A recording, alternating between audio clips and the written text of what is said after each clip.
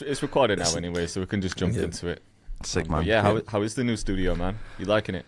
Oh, I love it, boys. It's amazing. Yeah, especially with like the shit I went through to get this space as well, like all the drama with it. Like it makes it just so much more amazing now that I'm here.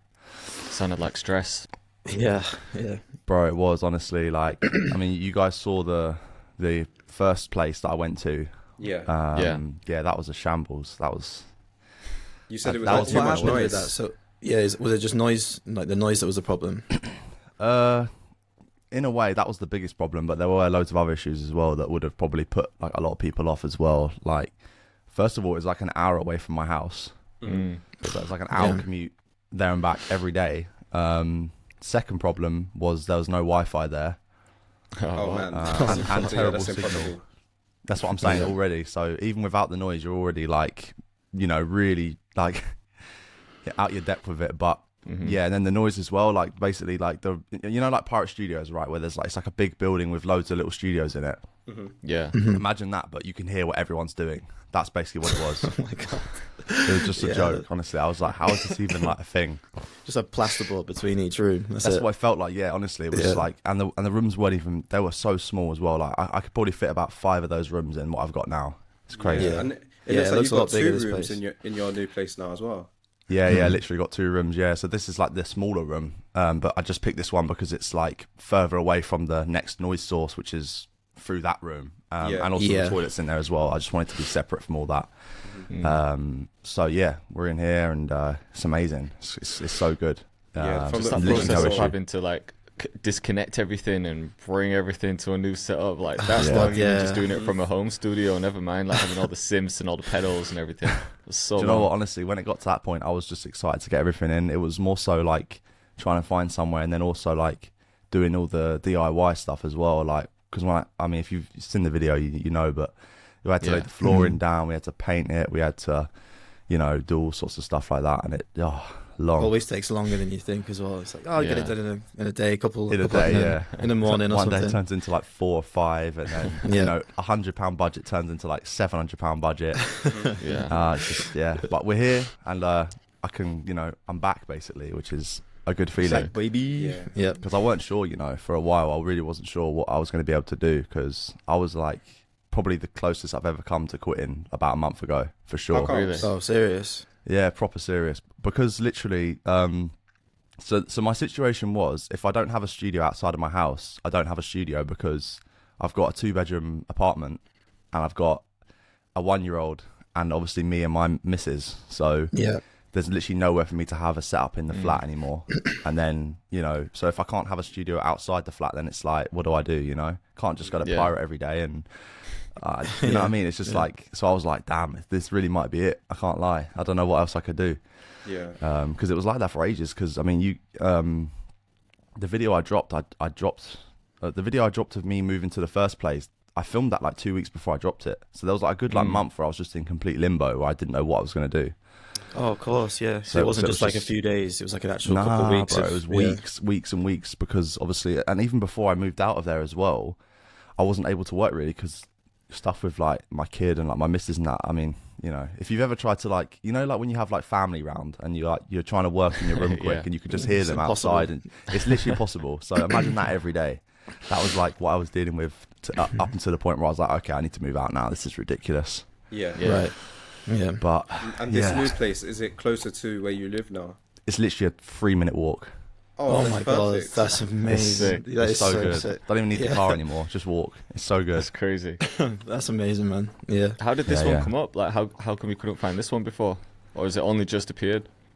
No, apparently it's been up here for ages for rent, but basically it wasn't. So I was looking on not social media. I was looking on the internet, basically, like websites for places. So I was looking on like Gumtree. I was looking on Facebook, and I was sort of doing a bit of Google searching to find places. But this place was listed through like a random real estate agent that weren't advertising it really at all. Yeah. Okay. It was just there, like if you know, you know type thing. So someone knew, and then basically told me about the website. I went on there. And they just basically gave me this and was like, you can have it if you want. I was like, yeah, this looks perfect actually. So, and it is, it's literally like It looks perfect. Yeah, it really is. What's your plans for the first room? Like a little cozy hangout or something? Not really. Game room. Everyone said that. Like, loads of people were saying, like, turn it into a hangout space, turn it into a game room. But I feel like that kind of defeats the point of coming to the studio. Because, like, if I'm here, I want to work. Like, yeah, for sure. I don't want to be chilling. I can chill at home for free. Do you know what I mean? Like, I don't need to chill here as well. So I've got a little idea in the pipeline for that place, but I don't want to talk about it just yet because it's early days. But if it works, it'll be insane. So brothel. Yeah, crazy. Yeah, man. So we'll see. So what's the routine like now with the new place? Are you like there 9 to 5, or what's your week looking like? Yeah, not quite. I mean, I'm here normally sometime between 10 and 11 in the morning. Just so I can have like breakfast with like my family and that, just so I actually see my son, because otherwise he'll go to sleep and I won't even see him if I go out too early and come back too late. So yeah, I normally get here for like between 10 and 11 and then stay until about 8 and then go home. Right. So yeah, just those kind of hours work for me, and then that gives me all the time to, you know, film what needs to be filmed, edit, do this, do that. You know, you guys know what the juggle game is like, just doing 3-4 different things, you know. So yeah. That's basically the routine for now. Sounds so good. What's going to be the YouTube schedule? You were saying to me you were going to go for like 3 a week or something. Is that the plan? So when I'm promoting a kit, I go for 3 videos a week. Yeah. If that's my only focus, just promote this kit, then I'll do 3 a week. But I think while I'm still working on a kit, it'll be probably 2, maybe even 1 a week. Right. Because when you told me that, when you said you only post once a week, I was like, what? Like, that sounded insane to me, because I was just so, in my mind, I was thinking any less than 3 a week and I'm a failure. But you're making it work, so I'm like, maybe I'm just putting my time in the wrong places, you know, like, rather than trying to put 3 videos out. It was only the beginning of this year that I started doing that. So for a long time, like when I was building the channel, it was always 2 a week, just every Tuesday and Thursday, and just never missed an upload. And then it was only at the beginning of this year I decided to do 1 a week, and it's because I just wanted to focus on short form content, because I felt like I was not getting left behind, but I felt like I was missing out on something because I wasn't really focusing on short form content. It just seemed like that was the direction. So I used to film on like a Monday and Wednesday for YouTube, and now I just film on a Monday for YouTube, but then Wednesday I'll just batch film short form content. But to be honest, I'd say it's definitely had a negative impact on my YouTube, because the growth rate slowed down a bit. Is it? But like business wise, it didn't really affect anything too much. I still managed to, like, the numbers were probably better this year. It was weird. It's like website traffic went down because I wasn't putting out as much YouTube content, but sponsors went up as well because they wanted like short form stuff as well as the YouTube stuff as well. So interesting. Yeah, it kind of balanced itself out. But in terms of like YouTube specifically, it probably had a negative effect on the channel dropping down to 1 video. I get that, but at the end of the day, like, if the business is still doing well, like at the same or better, then you know you're doing the right thing, really. Because I feel like views and likes and subscribers, that's all like vanity metrics. It's like, you know, as long as people are still watching, like, it's not really that important, really, like the views. Because I've seen people say, like, you know, like I know of people who have channels who get like 1,000 views on a video and make like 20 grand a month.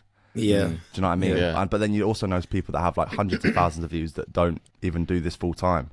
Yeah. So it really kind of like depends on what your back end is like, you know what I mean? Like how you're driving the traffic that you're getting, because a lot of people will just get traffic for nothing. It'll just go nowhere because they've got nothing for them to go to. Like there's no promotion. Exactly. So there's no CTA there. There's nothing. So, you know, I really feel like, yeah, you're doing the right thing. I mean, that intrigues me for sure. I'm always interested in like the numbers in the YouTube game and stuff, like, you know, algorithms and what works and trends and stuff. But yeah, I just need to get back into it, man. That's what I need to do. My channel's looking stagnant these days. Sometimes you go through those phases though, don't you, where it's like you're on a roll where it's like everything's going to like 1 out of 10 and you feel like you're on top of the world, and then like I'm going through a phase right now where everything's going like 10 out of 10. I'm like, fuck, like my career's ended. I'm back to this channel. You know what I mean? Like we always go through these little waves like that. Yeah, I get you. Yeah, I get you. It's like that. I've seen a lot of like business entrepreneur kind of YouTube channels. There's like this one guy in the UK. He did like fitness content. Blonde guy. and he stopped uploading to his massive channel, started a brand new Is that channel. James Smith? Yeah. That's what I was saying the other week, remember? Yeah. Oh yeah, of course, yeah. He did that exact Yeah, thing. He's the exact same thing. All the big guys have stopped their big ones because they were going for like viral videos instead of just niching down and targeting a specific small group of people that's going to be more beneficial for their business. So they just started new channels up, and yeah, like tiny channels, 6K, 7K subs, and they're still getting decent views. But they're just like 50-minute long videos on like a very specific business thing, and then Just like kind of trying to feed hyper-focused on what they're trying to sell, essentially, innit? Yeah, pretty much. I don't know how that would translate into like the music space. Yeah, I thought about that too. I feel like really, really long form content in the music space is so hit or miss. Like it can either do absolutely awful or people love it. You know, when you see like an hour long uncut beat making video, and it's either got no views or like loads of people are watching it, it's like so hit or miss. Whereas I feel like, you know, with the 10-minute, 12, 15-minute videos, you can kind of, you're in a pretty safe threshold there between getting consistent views. You know, people, that's like that's the meta in it. Like that's what people really want to see. Yeah, well, I guess the comparison is like you can either make videos where it's just like a mad challenge, you're just trying to like entertain people, and then almost anyone can watch them, or you can make like really focused videos like tutorials, for example. And I feel like if you like tutorials are better for selling kits because you're just like, all right, this is how you make this beat. You need these sounds to make this beat. Whereas making a video that's just like, oh, you're just trying to get like laughs out of people or whatever it is, anyone can watch that and they're not necessarily gonna buy something from you. Yeah, and that's probably better for not all but some sponsors. If it's very, very music production heavy sponsor, maybe not. But if it's just a general sponsor, I feel like sponsors like the challenge videos way more. You know, like because I feel like it's a lot, especially like obviously the sample challenge stuff. I mean, that was just like endless content. It was so good for that sponsor that, you know. Yeah, that was perfect. Yeah, you really found a format for that. It just worked every time. Literally, and that's it's a shame that those videos can't really happen anymore. Like those were really good, but I feel like space for it now. I know, Again, 2025, let's go. Yeah. I mean, it's just like I don't know. The challenge stuff was really good. I mean, last year I was really on a roll with those for sure. But I feel like this year sponsors have dried up a lot. I mean, maybe it's just me. Maybe I'm just, you know, irrelevant now. But I feel like the sponsor offers are just not coming in anymore. Like even the ones I had are like drying up, and I'm seeing a lot less sponsors from other people as well. To be fair, maybe you guys can attest to that a little bit. But it's another thing that goes through phases. It's very for me, it's always a phase thing. It's like some months I get loads, and then some months it's kind of a little bit dry. Yeah. It's weird, isn't it? I feel like brands brands at the same time as well, don't they? It's like, I don't know if it's coming to the end of tax season or something, but everyone just ends up reaching out at the same time.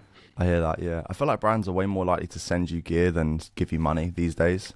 Because that's one thing that hasn't dried up really, is like companies sending me stuff or like offering to send me stuff. Whereas like in terms of handing over like just cash, it's like, it seems like they're a lot more apprehensive to do that just because of like the return. It's more so affiliate stuff now, isn't it? Like a lot of I hate doing those. Yeah. A lot of the recent most ones. of them don't do well. You know, I have had a few do really well over the years, but for the most part, I just turn them down because I just know they're just not going to do well. You know, like. I think the product really has to sell itself. It's got to be like a really good product. Yeah, 100%. For sure. The only good affiliate link I've ever done, actually, having said that, has been the one that you know, my best friend Jacob. Yeah, that's so top for all of us, bro. Mine's gone crazy. His plugins definitely sell themselves, especially the Scorch one. That one went crazy for my affiliate link.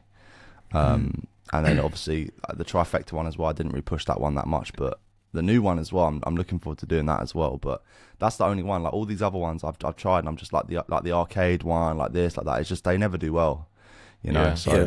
I just avoid them really. It's like it's got to be money or a product ideally. Yes. You could always try and like. Oh, go on, Ocean. Okay, I was just gonna transition a little bit because you've been really focused on pushing Synth Palace. Yeah. And you're on like volume 3, right? Technically 5, I think. Oh, 5. Oh, wow. 5. Yeah. I think so. Tell us about that. How's that been going for you? Yeah, no, it's been really good, man. I mean, me and Ellis we connected last year through another producer. Got on quite well, but you know, nothing. There was no signs from early really that we were going to lock in like that. But we just, one day decided to do a kit together, as most producers do. Just, let's do a kit together. It makes sense. So we started making a kit, just any sort of like multi-kit. That was just the first idea, just make a multi-kit. All right, cool. Because those do well, the bundles, all that. So then we started doing that. And then around that time, I started to get into synths a bit more. I think Arturia had only just sent me their first Polybrute, the original one. And then I'd had a few sort of experiences with synths over the years before that as well. And it just sort of slowly transitioned into, all right, let's do a synth kit. And then it's funny, the Synth Palace name, it wasn't even supposed to be called Synth Palace. There's a funny story behind that, which I'll just briefly get into. Basically, so Carvey? Yeah. Obviously.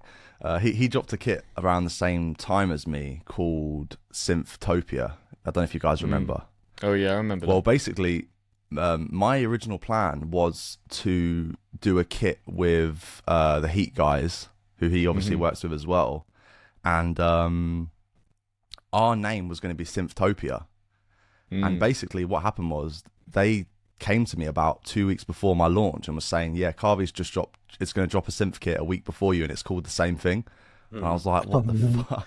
I honestly don't know how that happened. Like, I'm not even going to say what I think happened, but honestly, I was like, "What?" So then we had to basically change the name, and then Synth Palace was the backup name essentially. And then the kit did really, really well. Literally amazing. I was like, "What?" It was selling so good, and I was like, maybe there's a gap in the market for this type of thing. And then we just decided to turn it into a series, really, and then a brand followed.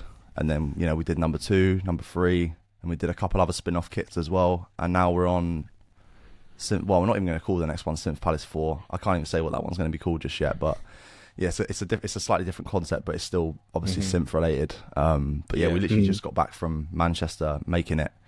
We did like the count of all the stuff we made in the 3 days, and it was just under 3,000 sounds. Wow. Damn, which is insane. crazy. In 3 days. Yeah, that's crazy. What was the place like? Was it a studio, like a synth? Because it looked a little bit different, the place you was at. Yeah, so it's basically a studio called Resonance Studios in Stockport, of all places. And it was like, it's probably the craziest synth studio in the whole country. I don't think anyone would have a better space than that in terms of like what they've got. They've got synths that are less than 100 in the whole world that you've never heard of or seen or heard. And it's like, it's like 20 minutes from my house as well. I just never even heard you of should it. go there, man. It's crazy. It's so good. But yeah, it's sort of like a studio, but then at the same time, it's like a massive room just full of synths everywhere, like stacked to the ceiling. All sorts stuff that you've heard of, stuff you haven't. Just random stuff in there, bro. Like there was this one synth. It was called like the AE Lita. It's like a 1970s Russian synth.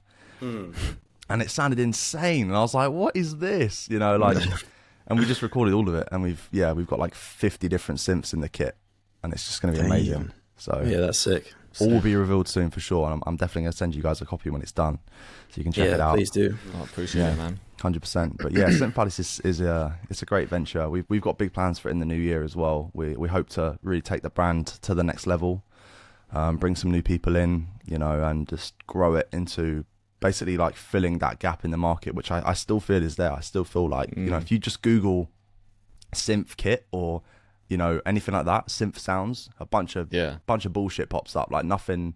I want to be that number one SEO result, just like boom, Synth Palace, the go-to place, I feel like it could work. So yeah, definitely. We'll see. It's a good idea, man. It's just different to usual kits, isn't it? Like everyone's got a drum kit right now, so it is hard to kind of market things like drum kits at the moment. Yeah, and I just feel like the appeal with synth stuff is that not everyone has access to it. It's sort of like scarce, especially like when you start delving into like the really high end stuff. Like the CS80s and the Mellotron, the rare Mellotrons, or like the Rhodes stuff. Like not everyone has access to that, so instantly you've got an appeal there. You've got something that people were like looking for. Because I feel like plugins. I used to think that plugins were that were based off of real gear were really good, but when you actually use the real gear, you realize they're really not that good in terms of sounding similar, 100%. So, because you just can't capture these analog characteristics in a plugin. It's so hard to like bottle that magic and make it happen in a digital space. It's almost impossible. It's sort of like a imitation rather than a replica. Do you think know the what I actual mean? sound's different, or is it just more the experience of being like hands on with it? Well, both really. I think the actual sound is different, 100%. Like you just when you hear that analog warm sound. I mean, you know, I'm sure you guys have probably heard it yourselves in person. It's just a totally different ball game. So like a digital synth in a plug-in. You know, it's like the difference between an electric car and a petrol car. It's just like one's alive and one's a computer. They're just completely different. Yeah, that's a good analogy. To be fair, I remember when we went to Silver Shark to do that last sample flip challenge. It does make a massive difference, 100%. even if it's not in your head, but even if it is in your head, just playing the synth, it's just way more fun. So yeah, exactly. Yeah. And then it just also having all the sort of like the dials and the knobs in front of it just makes you want to start like tweaking stuff, like playing with the filter, playing with the ADSRs and all that modulating stuff, just while you're playing it. And you just don't do that with a plugin, do you? No, you don't. I was just going to say you never turn anything on a plugin. You just skip through preset, literally, and that's what I'm saying. Kit. So the sound is different for sure. The experience is different. I mean, if you've got the money, I would 100% recommend. I mean, you don't even have to have loads of money to get into Synths. You can start small, build up. Like, get yourself a Micro Freak, man. They're like £200. 6 Synths. I think I've actually really got good. one behind me. Is that the Arturia one? Yeah. You got the Polybrute as well, bro. You got the flagship. Used it like twice. I'm just lazy, man. I need to switch up my setup. I was saying to you, wasn't I, that like, I don't know, I was getting issues with having multiple things connected. I was getting like noise issues, and then I think I just need like a bigger interface just to keep everything connected at the same time. 100%, man. Yeah. How's the synth stuff with you, Ocean? I know you was like the guy for synths a while ago. That was kind of like one of my main inspirations for getting synths, but never see you using them anymore. I use them, but to be fair, I got rid of a lot of them and kept the ones that I really like. I've actually got the new Polybrute as well, but my audio interface is broken, so I can't use it yet. I have to wait for my interface to come, then I can connect it and try it out. But yeah, I see you kind of chopping and changing as well. You kind of play around with some and then get rid of some. Well, that's mainly because of Synth Palace, really. There's a lot of synths on there that I would have liked to have kept, but because of the sake of like the business and wanting to like keep the rotation fresh, because of like the kits, then I've let some stuff go over the years. I regret. I mean, the Moog one situation was funny. I literally sold like all my synths to buy this one, and then I had it for about 6 months and sold it and started again. Yeah. So you wasn't feeling that one? Because that's the one I look at and think, man, I think I'd love to have that next. Oh no, I was feeling it.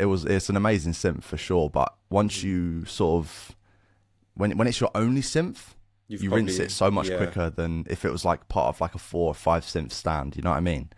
Yeah. Because you're just always on it, and it starts to sound the same. You start to rinse all the presets, and you start to think like, oh, you know, this thing's worth like $6,000. I could buy like 5 other synths for that. Like maybe I should do that instead. You know, if it wasn't worth so much money, I'd have one now. I'd keep it. Yeah. But because it's just worth so much, it just seems silly to have it just sat there when I could have all these others as well. Because is the Moog mainly for bass, or is it everything? What do you say? Sorry. The Moog, is it mainly for bass, or is it everything? Everything, man. I mean, like the smaller Moog stuff, like the sub 37s and the grandmothers, those are more meant for like basses and leads. But this thing could do literally everything. It had like key sounds, plucks, effects on it, everything. It was like their flagship synth. So, but yeah, right now I've just got Prophet 5, Moog, grandmother, matriarch, and then the Polybrute 12, and then like a couple pedals as well. That's what I've got. I've kind of like, that's sort of like I've used like pretty much every synth ever made at this point, and those are like the ones that I gel with the most. I do definitely want to add to it for sure. I definitely want to get another one there. What's your opinion on the pedals? Do you like that as part of your workflow? Yeah, I do like pedals. Pedals are really cool. It's just that there are so many out there. It's so hard to like be able to decide which ones are worth keeping. But I find that the Chase Bliss stuff is really good, and so is the hologram stuff as well. They make like the microcosm and stuff. Those ones are good. But yeah, they are really cool for sure. That's another thing as well, like pedals as well. Like it's hard to capture what they can do in a plugin as well. I've seen some attempts at it, and to be fair, not bad. But yeah, the real thing is you can't beat it. So they're good. I think one thing that puts me off Sims is that I'm not an expert on keys. Like I know a few scales, I can play some chord progressions, but how do you navigate that? Just because I know you can play a bit of keys, can't you? But do you just play it in one scale and then transpose it, or? I mean, Is you it can something probably else? play better keys than me. I mean, I literally just the only scales I know how to play properly are C minor, G minor, A minor, and I just make those work really. You know, Yeah. And I can play like very, very limited chords. Like I'm talking like a couple minor sevenths here and there. You know, like very, very basic, self-taught, obviously, because Yeah. and also playing with the synths kind of taught me the keys. It kind of forced me to learn the keys a lot better. Yeah. So I feel like if you just start using it, you'll instantly start getting better and learning more stuff. But yeah, I mean, it's honestly not that important for synths because I feel like when you talk about playing an instrument like piano or like guitar, I feel like there's an expectation to like really master those. Whereas with synths, like the main focus with the synth, this might be a weird opinion, but I feel like the main focus on the synth isn't like what you're playing, it's like how it sounds. You can do a lot with less. Yeah, it's like you let the synth do the work for you a little bit. Exactly. You could literally play like a little one note melody, and if the synth preset is sounding good, it'll fill the space instantly, you know? Like Right. you don't have to do too much with that. So Have you ever played around with MIDI with your synth? nah, never, you know. I've never ran MIDI into a synth before. Everyone keeps telling me to do that, but I just feel like it kind of then defeats the point of having a synth for me in a way, you know? It almost starts to like become a plugin, and I'm like, I don't want to do that. Because I like the little mistakes, man. Like when you play it in, that's my favorite part. When you're just playing in something and you hit some little random sequence, or like you accidentally hit the wrong note, or you like nudge a control and it bends it or something. Like it's just like, oh, it's like those little moments. Like, there's less urge to quantize as well. Like when you play MIDI, even if you play it and you like how you played it, you're still like tempted to just move a couple notes here and there. 100%, yeah. Just because you're like, you look at it with your eyes and it looks untidy when it's unquantized. Do you know what I mean? OCD. Whereas when you just listen to it, it sounds good. But when you look at it, you're like, oh, I'm just going to put these on grid actually, just so it's nice and uniform. But you don't need to do that. Sometimes you do, but yeah. And then the whole MPC phase as well, man, that was fun. Oh yeah, you was heavy on that. Oh yeah. Yeah, I was. Yeah, I don't have an MPC currently, but I would like to get one again. I probably sold the best MPC you could find of that. You know, the MPC 2000 XL. You had like the original as well, didn't you? Yeah, like the original. That one. That's like the one that everyone bangs on about, like the best MPC ever, the most iconic one. I literally had like a mint special edition one of those. Yeah, worked perfectly, not a mark on it. You probably won't find another one of them again. I sold it, and because I wasn't using it, it was just sat there. I mean, I literally bought it for a video, did the video. The video didn't do too well. I did a few videos of it actually, but it seemed like if I wasn't talking about Metro, no one cared about the MPC content. I heard that. You know, so like obviously, you need the old heads for that, don't you? With like, old school boom bap and shit. That's how you get. Yeah, you got to bring in the 50-year-olds with that video. There was a few comments from some older Back men in the day, comments. I used to use that. And I was like, literally damn. just pictured old guys with the New York baseball cap and the baggy jeans, the do-rag, hella baggy jeans, and some Timberlands. Yeah, bro, for real. So, but now the MPC resurgence, I really like it. I can't lie, MPCs are cool, but they definitely that would have been cool are to not just for everyone. keep as like a collectible almost. Yeah, just like an ornament. So iconic. It's an expensive ornament, bro. Yeah, that's what I mean. It's like How £1,000. much was it? About £1,000, yeah. Yeah. And that's like top end of those, how much they go for. I mean, you can pick one of those up for 500 if it's some like dusty old like scratched up one, but this one was like museum condition. It was too nice for me. I want one now, sure. just as an ornament. They do look sick. To be fair, they are really cool. I mean, something about the pads just looks sick. Yeah. I mean, the new ones are cool as well, but it's like they're like a door inside it, which kind of, again, for me, isn't my favorite. Like, I don't like gear that has a screen. That's like my rule. Really? You know? I'm the opposite because I'm so visual. Really? I like to have a screen. And for example, like, have you played around with the KO by I'm blanking on the name. Teenage Engineering? Yeah. No, I haven't seen any of their products in person, to be fair. I find it very difficult just because it's not visual. I need to be able to see things. Same thing with the MPC, why I sold my MPC actually as well.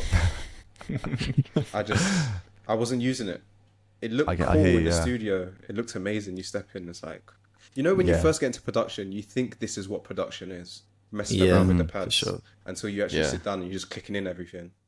Yeah. In this day and age, that's what it's like, innit? But yeah, I don't know. There's something to be said about using old gear in modern times. I feel like it's the process is a lot more like, it's a more charming workflow. That's the best way I can describe it. Like when you're sat there and you're just like working away on the MPC, you're not looking at a screen. You're just like in the music, you know. And it's just like the feeling is a lot better for sure.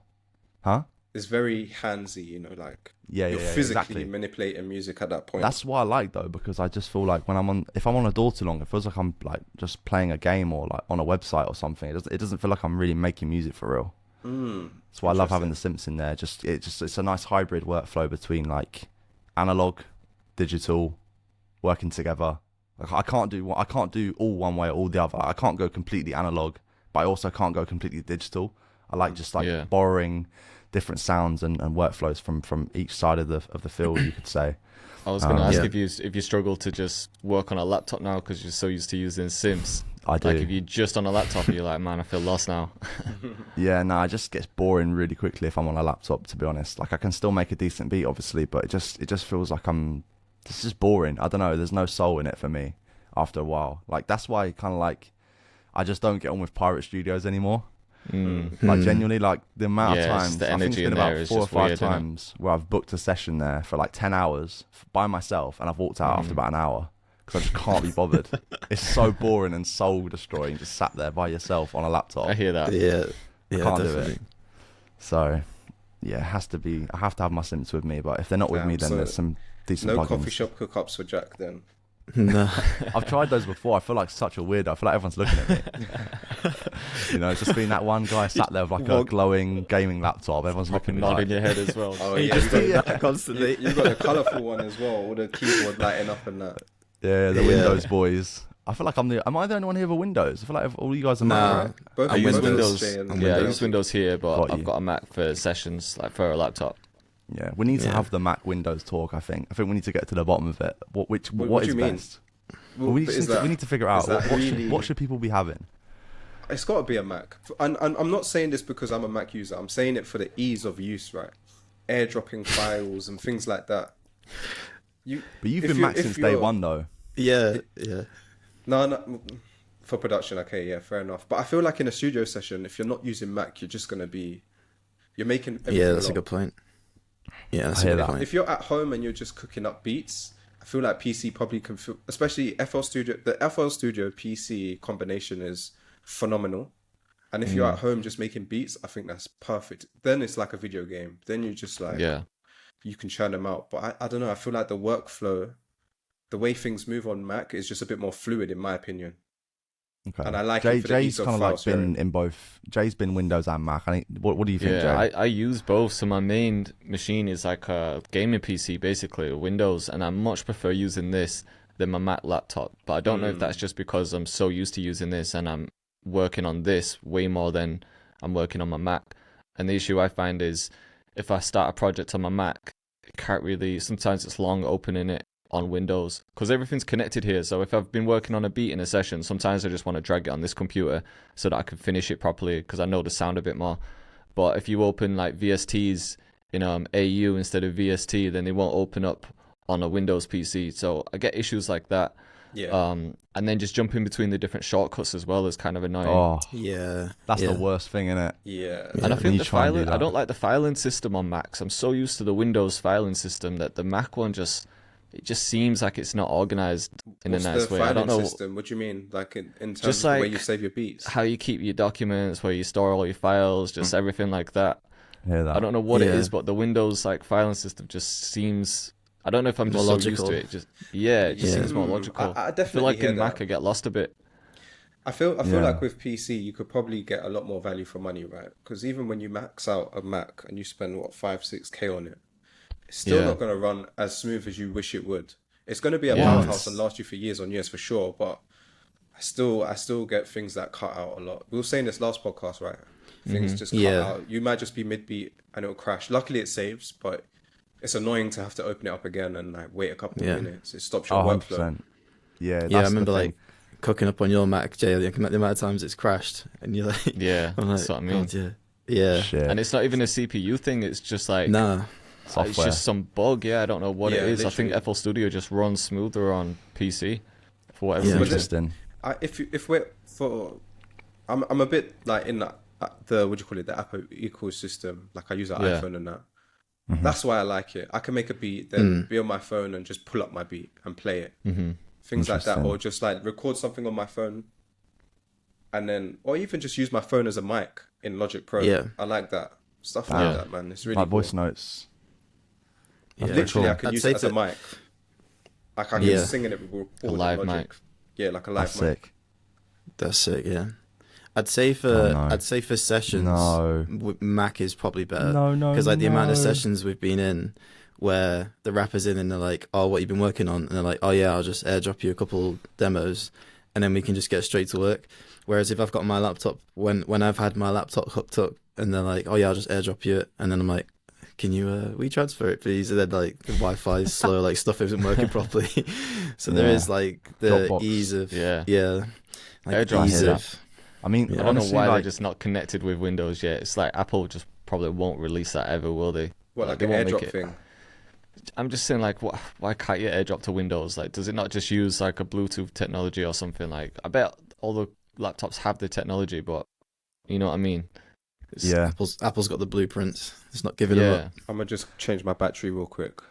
I Yeah, feel cool. like Okay. with Apple, with Mac and Windows, right? I feel like, so in my situation, right? If I was a traveling session musician, someone who's always moving from place to place to place, I feel like a Mac would be better for me because, like you Yeah. say, they work better with other devices more. They're more portable. They have better speakers built into them. They're a lot more like sleek and nicer looking a and, bit and sexier, whatever. are they, Max? Oh yeah, for sure, Yeah. 100%. Like, I mean, I'm an iPhone user for like 10 plus years. I've never had an Android Yeah. phone, so I love Apple products. But for some reason, the Mac I've always skipped out on the Mac. Maybe because it's the price, but so that's why I feel like for my situation, because I'm not doing any of those things. I'm in one room every day by myself most times. Yeah, It just makes sense to have a custom desktop PC rather than like a sleek little laptop. You know? Yeah. So Yeah. I don't know. I don't think I'll ever change that, but I do. I must admit, like it is a pain when you spend like, I don't know, let's say like 2-3 grand on a Windows PC, and then after like 2-3 years it's knackered. Yeah. Yeah, It just I burns Whereas I feel itself like if you out. just spent a bit more, like maybe like 4 on a Mac, you'd have it for like twice the time. But Yeah. maybe. But then I got mine. When did I get? I had the 2019 one first, I think, and that was before they released the M1 chip. I think that was the one that was crashing loads. If you remember when we had that link up and we didn't want to use it. And then the next year they released that M1 chip. So I was like, I need this one now. So yeah, I ended up getting that one. But I still like get some issues on it. Like it runs smoothly, but I just get some weird bugs with FL Studio. But now they've Yeah. released that M4 one, and that one looks sick. And now that's making me think, oh, I need the M4 version. But I've only had this one for like a few years, really. So I think Right. however much you spend on a laptop, there's always going to be something There's always way something better new. in 3 I years' know. time. And I suppose one of the downsides is with Mac is that you can't change any of the components really. Can you? Yeah. Whereas Yeah, with I can't Windows, like upgrade. for instance, with my laptop died like I don't know a couple months ago. We took the back off and we put in like a way faster drive into it, and it ran like a new computer. Yeah. And it only cost me like £200. I was like, you could not do that with a Mac or an iPhone Yeah. or anything. You just have it is what it is. If it breaks, it breaks. Get a new one. Yeah. With Yeah. Windows, you've kind of got a little bit of an option to like, oh, I'm just gonna upgrade that and upgrade that, even if it's a laptop, not even necessarily like the big towers. If you got the tower, bro, you could keep that thing alive for like 20 years. Just keep upgrading all the parts in it. You know what I Yeah. mean? Keep Yeah. the shell. Yeah, but I've had this PC for years, man. But every time I think it's going slow, I just buy a new part, just switch Yeah. something Yeah. out. there you go. So I Yeah. don't know. There's always going to be a debate to be had in it. It's like FL versus Ableton or Logic or whatever. There's Yeah. always going to be, but I feel like they both do the same job in different ways. People have attachments to either one. So I think you There's- summarized it yeah. well, though. I think like for like portability and just convenience and sexy feel, then a MacBook is probably better. But if you just want more bang for your buck, as they say, and then just something that's gonna last you and something you can upgrade, and you're not moving around, then PC just seems better.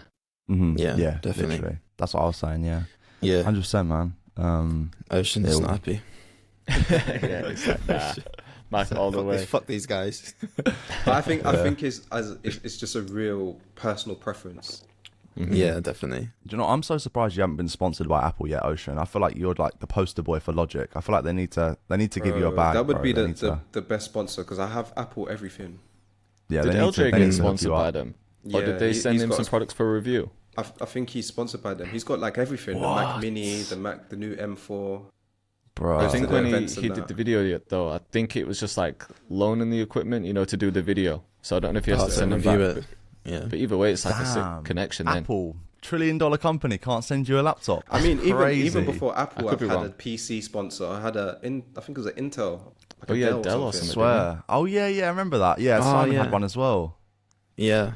Yeah. Have you had a Remember that. Razer That's sponsor, Jack? I feel like you got sponsored by Razer. Or... Nah, so that was potentially going to happen. Like I think it was like 2 years ago now, but it didn't happen in the end. They sort of like reached out. We had a couple conversations. We discussed doing this, that, and the other. It was going to be basically a three-way promotion between myself, FL, and Razer.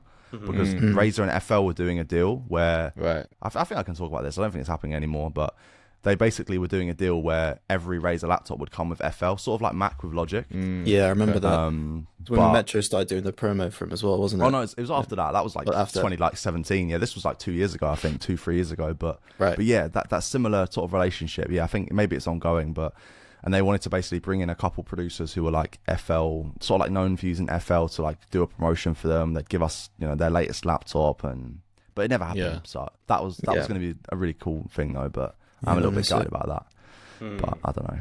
It's all good. I've had better brand deals, to be honest. So Who would be the dream sponsor?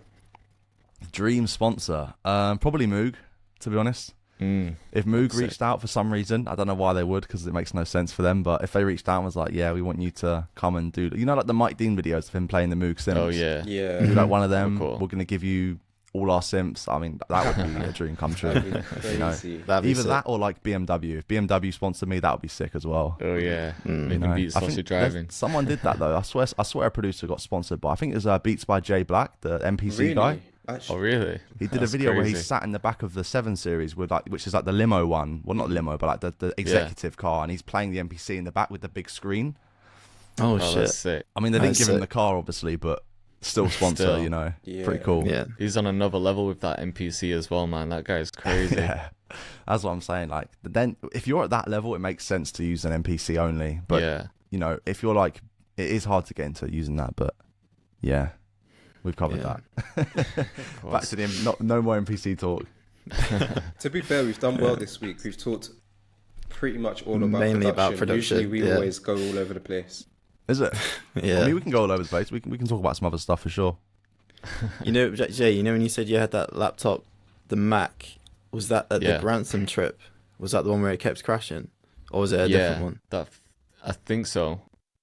Was it It the would have first been It one? was the, crashing in our Napa as well. Do you remember when we were sat outside and it was overheating? Like the sun was like shining on it and it was saying like battery overheating, go inside or maybe. something. Oh, Do you yeah. remember that? Yeah. We were like directly in Cyprus sun heat, so I could kind of understand. Yeah. Yeah, and especially Oh, if those you're trips screen were recording so at the same good. time. Yeah, those Yeah. trips were good, man. Yeah, we need One to thing do. that is sick have about one of Macs, them. though, and this is one of the main reasons that I switched over, is the fans on the old ones. Like, so even like the 2019 Mac, the fan was crazy loud, but their Windows fans just seem to be mad loud. But mine Yeah, now mine's just loud. barely even makes a noise. LB's one is crazy loud. It's only when I put it on, there's like a cooler, this, Jack, on the MSIs, they've got that cooler boost setting Yeah, where you just go, it's like, so I Yeah, have yeah, to do yeah. that. Levitating. Yeah, I I hear have that. to do that when I'm like screen recording and filming and, doing all like a bunch of stuff at the same time. yeah. You know what so- though? It's like I was saying a minute ago, real quick. When I changed the drive in my laptop, it instantly made the temperatures like drop and the fan speed slow down a lot as well.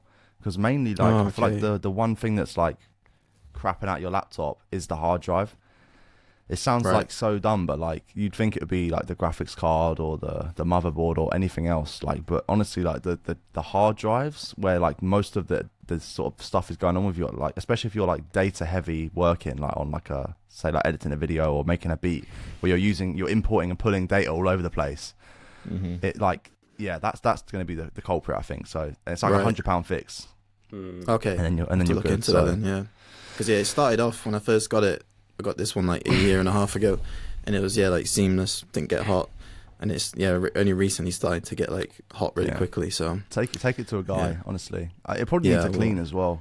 When he opens up, a bunch of shit will fall out the bottom of it. You'd be surprised. Yeah, I did do that. I opened it up like a couple of weeks ago, and it was just clogged up with dust, especially the fans. And so that's what it is. Cleaned all that out, and then nice. Yeah, it's a little bit better, but yeah, I should probably take it into someone. Yeah. Let's talk about the trips we done, man. We had some fun times, some didn't legendary we? trips. What's been the best one, do you think? I think Cyprus. the tour. No, I think Really? the tour, bro. Oh, I think the tour was next level, bro. I haven't seen anyone do that. I think that was I think unbelievable. for what we accomplished, the tour was definitely sick. From like a business perspective, like the logistics of it, making it happen was I can imagine that being crazy.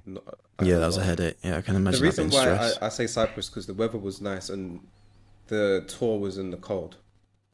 Yeah, I felt like it was kind of brutal sometimes. Those nights coming home, like in Amsterdam and in Berlin, where your feet are just frosted. I hear that. In terms of like cold. a comfort perspective, then Ayia Napa was definitely the best trip for sure. It was a vibe, wasn't it? It was a But in vibe. terms of like just like memories, like I think about the tour way more than the Ayia Napa trip, just because I feel like it's way more of an achievement. You know, like going to all these different countries, fully paid for by a sponsor.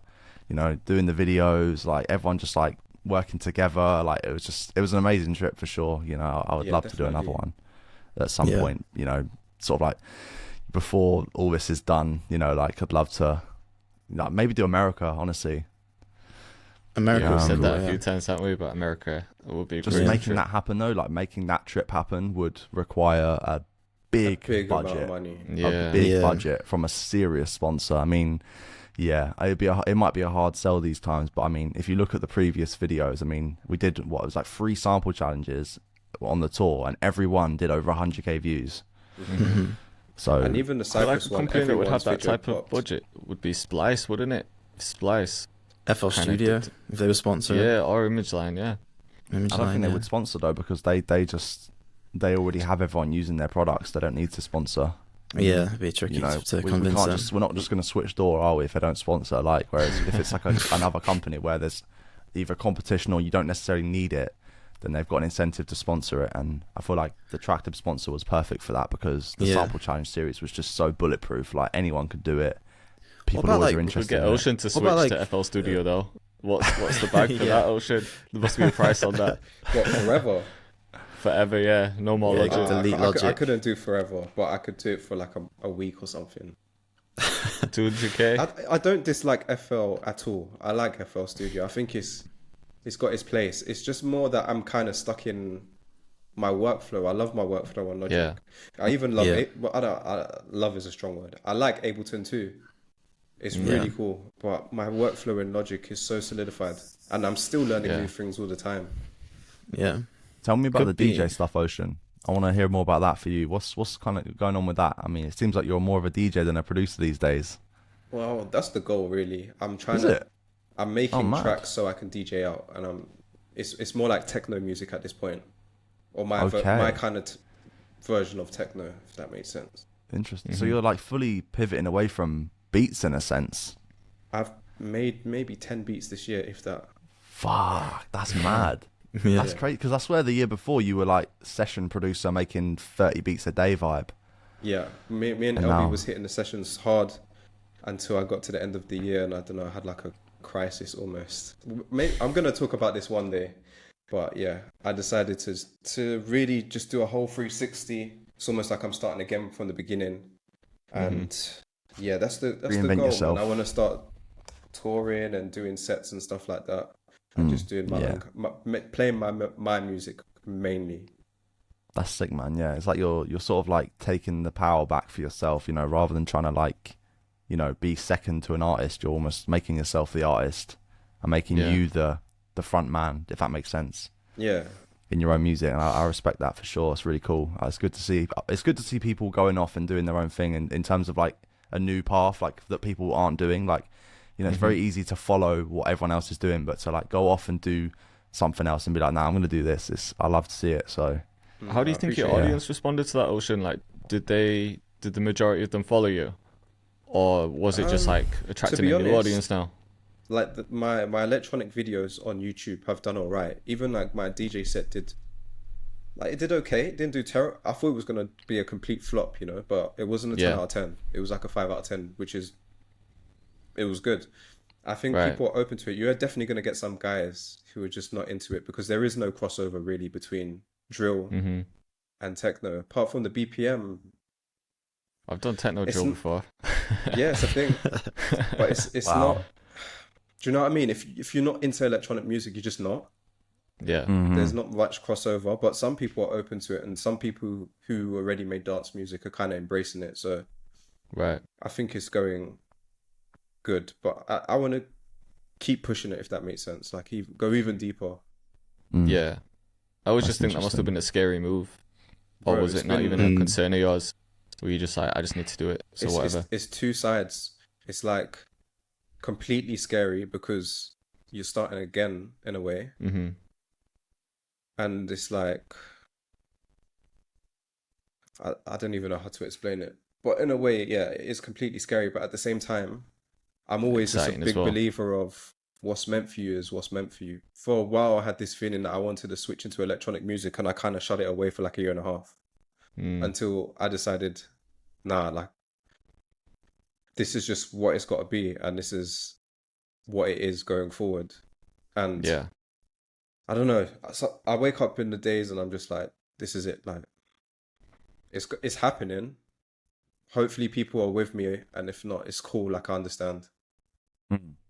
No, I think people are though. Like, it seems like you're still doing really well, and you know, like this seems like the path is working out. So yeah, I'm interested to see where it leads for sure. Like whether we start, you know, seeing Ocean on the charts and shit, like the new Martin Garrix or something. I don't even know, bro. That scene is so alien to me. I don't know anything about it, but Yeah, But it seems like because you've been that's- making content for so many years as well, it's like your audience just like you for you anyway. So even if you are making a new genre, it's like they just want to see what you're up to.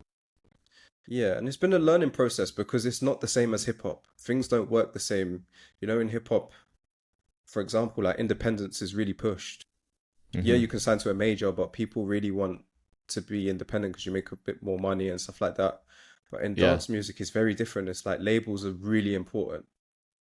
And even within that, that can be a game in itself, and different things matter. The whole workflow of making a song is quite different to me just cooking up beats. Do dance labels have a better rep? Because, you know, in like hip hop, for example, there's always this like negativity against the labels. Is it like that in your world? Some yes, some no, but usually like a label is more like a cosign. So for example, if I get signed Yeah. to Defected and I make house music, I sign, I might not make like a ton of money up front, but now I'm able to tour off of that and I'm getting bookings in Yeah. Croatia to New Yeah. York Yeah. to whatever. it seems like dance labels push their acts a lot more than, because like it seems like you're more likely to get shelved in like the rap game than you Yeah. are in the dance game. Do you know what I Yeah. mean? And Yeah. it's also like different expectations as well, right? For example, like a label wants your song to stream really well. That's like a success metric. But in dance, not necessarily. Techno music doesn't really stream high because it's not really meant for streaming services. It's meant for the club. So maybe it might be Right. big in the clubs or the festivals and it's like a cultural hit, but on streaming services, it's just not banging. Got But you. it doesn't mean like Yeah. you're falling off. There's guys who maybe have 5,000 Instagram followers, 20,000 monthly listeners, but are touring it every single night of the week because they can sell tickets, you know? That's crazy. Yeah, their sets bang basically. Like Yeah. the live experience. Yeah, that's crazy. Yeah. And That's they're always making bank that's off always that. So intrigued me. yeah, it's just a completely different world. It's been a learning curve. That's interesting. I Might wonder be if- interesting to speak to Sluggy.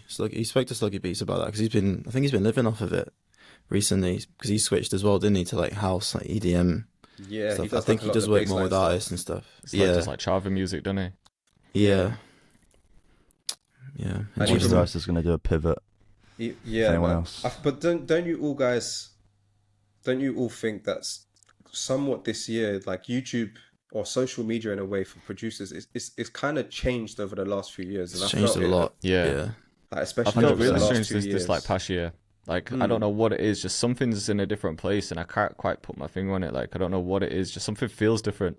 I Yeah. feel like everyone knows how to make a beat now, and it's more so about the personality rather than what you're actually showing people, unless you've got like ridiculous source. Like I'm talking like there's only a few guys that can really get away with this. Like you're talking like Rio Lava or like Max Shooter, those guys, where they just always seem to have like something to talk about when it comes to beat making, but they also have obviously like good personalities as well. But I feel like people are more so interested in like the person now rather than the music, because everyone knows how to make the music now. Whereas back in like 2019, 2018, 2020, when this was all somewhat new, like becoming a producer is trendy now. Like making beats is trendy now. It never used to be, I feel like.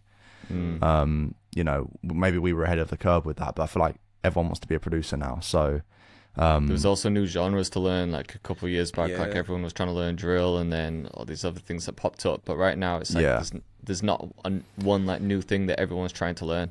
Yeah, well, there's like little sort of like trends that quickly fall off, like the hood trap stuff, or like that's the thing. I think new jazz and stuff, rage, virtual, all that. Genres cycle recently has been very quick. This year has been nothing sticking. Whereas like drill had a good run for a good 3-4 years. Yeah, for sure. Yeah, and obviously like trap beats, we're still making the same like 2-step hi-hat, counter snare, dark melody trap beats that have been going on for the last like 15 years. Obviously with adaptions for the time and stuff, few sub-genres have done all right, and you know the sound has evolved slightly. But if you look back at like 2010 Waka Flocka and like 2024 Drake, it's it's shades of grey. It's very similar. Same patterns, just different sound selection. Yeah, 100%. That's literally it. Yeah. So and that's it. Still seems to be going, which is amazing to me. I mean, this is a generational run still going. But when that eventually does die, I mean, we're going to be like, fuck. But I guess it's like any other genre, like you know, like rock's still a thing. You know, like the genres don't tend to go away. I guess it's just when someone comes in with a new sound, it's the same genre, but just a new sound, like Yeet, for example, still trappy kind of vibes, but just different sound. I guess it still sits there. It's just, I don't know. It's kind of hard to explain, but you know how, I don't know. Do you know what I mean? Like rock kind of stays, pop stays, like. Yeah, just certain things have their own hype, don't they? And then the hype dies down, but it's still there. Yeah, it's still like a big umbrella genre, I guess. Have you guys ever seen like the streaming charts over years? So for example, like pop is number one, then hip hop will be second, then wasn't country popping off? Country, I think there was a shift where it's like hip hop has dropped quite further down, and now like country is up there. Pop is always probably going to be at the top because it's pop, but like rock, country, and then hip hop came a little bit down, and then rock. Do you know anyone that listens to pop? I always think this about. I don't know anyone that like. What is pop? Like what how do you define pop? I guess like who's Sabrina like pop Carpenter. artists? Yeah, Sabrina Carpenter, that kind of vibe. Thingy, what? Taylor Swift. Swift. No, man. Ed Sheeran, that kind of vibe. I mean, it's like radio music, isn't it? It's like who listens to the radio anymore, though? That's the thing. Who listens to the radio? I can't remember. I haven't. Because when you're in the car, like that's when I feel like people used to listen to radio in the car, like on the way to work, on the way home from work. Nowadays, you just connect your phone to your car. You listen to Spotify. Like when you listen to the radio, builders love the radio. We do. We do. Yeah, but like the older generation don't. My mum is true. My mum doesn't. My mum doesn't. Yeah. Nah, it's a straight. My mum even connects. My mum even connects to a Bluetooth speaker and then puts the radio on she goes onto the website and then puts the radio on. But do you know what the craziest thing is? If you ever tune into like Smooth FM or Magic, they're playing the same songs, from the 70s. Same songs every single day. True. That's wild, isn't it? That's their target audience at the end of the day. Yeah, it's mad, isn't it? Like, do you guys find yourself like younger people as well? Like younger girls listen to pop.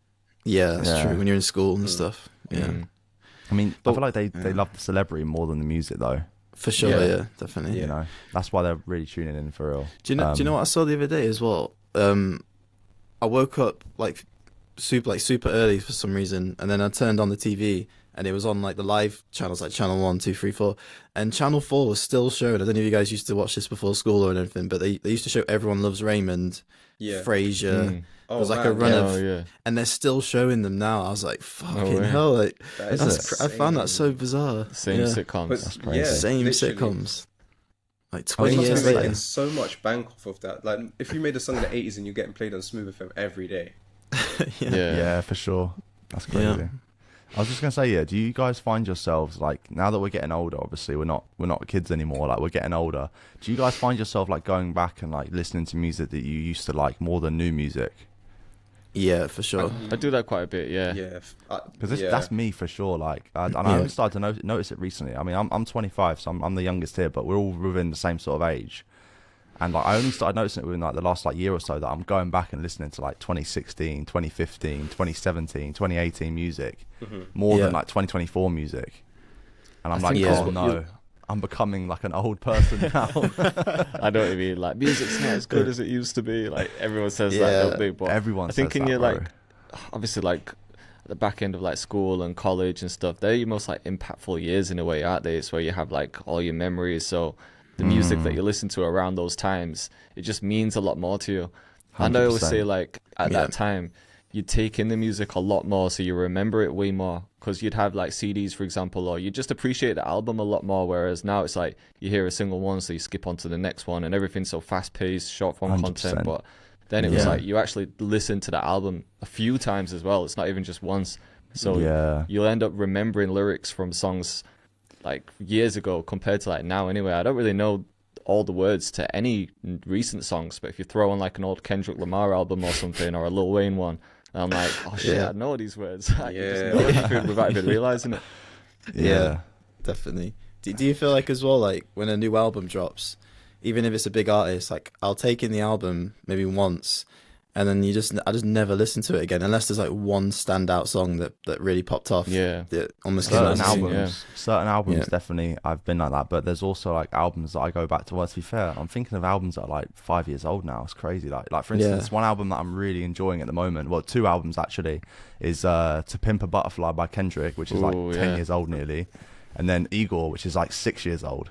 Igor's crazy. So that's what I'm saying. I was thinking those were recent for a minute. I was like, nah, hold on, they're old, bro. What? And I'm back to back in those ones like constantly. And I'm like, 5 years old. That is insane. That's crazy, man. It is insane, isn't it? Like it's just gone quick. So but it's like recent albums though. Like I don't know, like maybe like I think Don Toliver's second album, not Heaven or Hell, the one after that. I'm loving that one, but even that's like 5 years old now as well.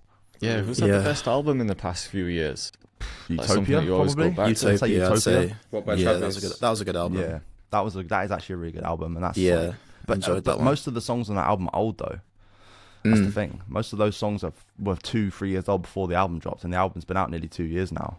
Well, no, like a year and a bit, but So it's crazy, I don't know, man. I'm really sort of like I'm thinking in my head like, who is gonna drop the next sick like trap rap album? Who could it even be at this point? Like, because no one's really. Drake albums, like, who cares at this point? Future, his last album weren't amazing, to be honest. I feel like the sound is stale. I don't know. I'm interested to see. That's why Travis's album was sick, though. Yeah, it was before. Travis's album we're gonna be in like a few years' time. We're gonna be like so far behind the curve. Like, we'll make a YouTube tutorial. Like, oh yeah, it's Future just dropped this insane album. We're gonna cook up a beat for it. It came out like 2021 or something. Yeah. You got to evolve in it, but I don't know. We'll see. I mean, that's why Travis's album was sick though, because it weren't just like trap rap. It was like there was like a bit of like pop in there. There was a bit of like alternative. There was a bit of like smooth. Like I don't know. It's just all over the place. His production is just next level on his albums. Yeah, the sonics are crazy. Yeah, 100%. Yeah, it's not just like, oh, let me just grab a beat from my email and rap on it. It's like everything's so well. Everything's put together. sculpted. Everything's like molded from the ground up. Like every sonic is like intentional and like. You know, everything is so like just next level for sure. It's like a scrapbook. It's crazy. 100%. That's the type of music I love though. Like these days, like I'm really not here for the trendy TikTok music, man. I just don't care. Like honestly, I don't care. Like I'm here for the art. That's what I love. That's why I'm really into like Kendrick, Tyler, J. Cole, Travis. Like I feel like their music is just like art, and everything else is just for the trends and for the charts, and it's just shit. Are you into UK every now and again rap or though, anything TikTok like that? just spits out like a really nice song though, where I'm like, every now and then, spits out for sure. something sick where I'm like, you know what, I need to check out this artist. Like sometimes the algorithm just does its thing and it spits out something sick. But I know what you mean with the trendy stuff. Nah, Ocean, you said about UK rap. Yeah, are you into like UK rap or anything like that? Do you know what? There are a few artists that I do quite like from the UK. Potter Paper's one of them. I think he's pretty sick. Who else? Do you know what? UK music really isn't in my rotation right now. I'm trying to think of who else I like. I hit like a few singles here and there, but I can't say like real solid bodies of work, to be honest. You know, like Cairo. Karaoke's. Not really. I've never listened to him. I've only ever heard his music on Instagram. I've never sat down, gone on Spotify, and typed in Cairo and listened to it. Do you know what I mean? I've just not.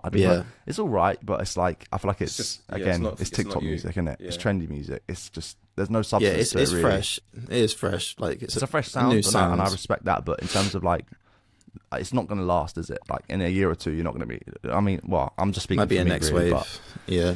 It's not generational music. I think, and that's just what I really like. But let me ask you guys this: do you think there's room for generational music in this fast climate?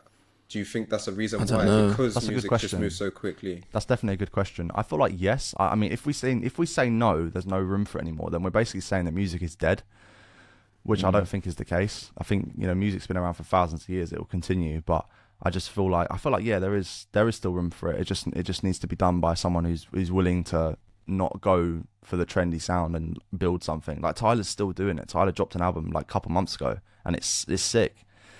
So there is still room for it, and it's banging in numbers as well. So it's just like, who's willing to do it though? That's the thing. A lot of people are chasing the fast bag, the trendy sound. Like no one's really willing to put their personality into their music anymore. Like no one's building albums anymore. Everyone's just wants singles. Do you know what I mean? There's definitely room for it. I think you're 100%. right. I think because if you think like when TikTok started, that was like sort of like the birth of all this fast-paced stuff. But then we can't be the only people that get sick of that. So maybe now that it's been around for a while, everyone's in the mind state of I'm sick of everything moving so quick. Like we say everyone, but we got to remember this younger generation is not really. They're coming up in like this is their era. Do you know what I mean? Like how we feel about albums and nostalgia with that kind of vibe. They in 10 years time they're gonna think about like, oh, remember that TikTok moment, remember that song. They're gonna be like scrolling and be like, oh my days, remember this karaoke song that popped off. Bro, it's gonna be that's crazy. Them not need to touch grass, bro. It's such a shame.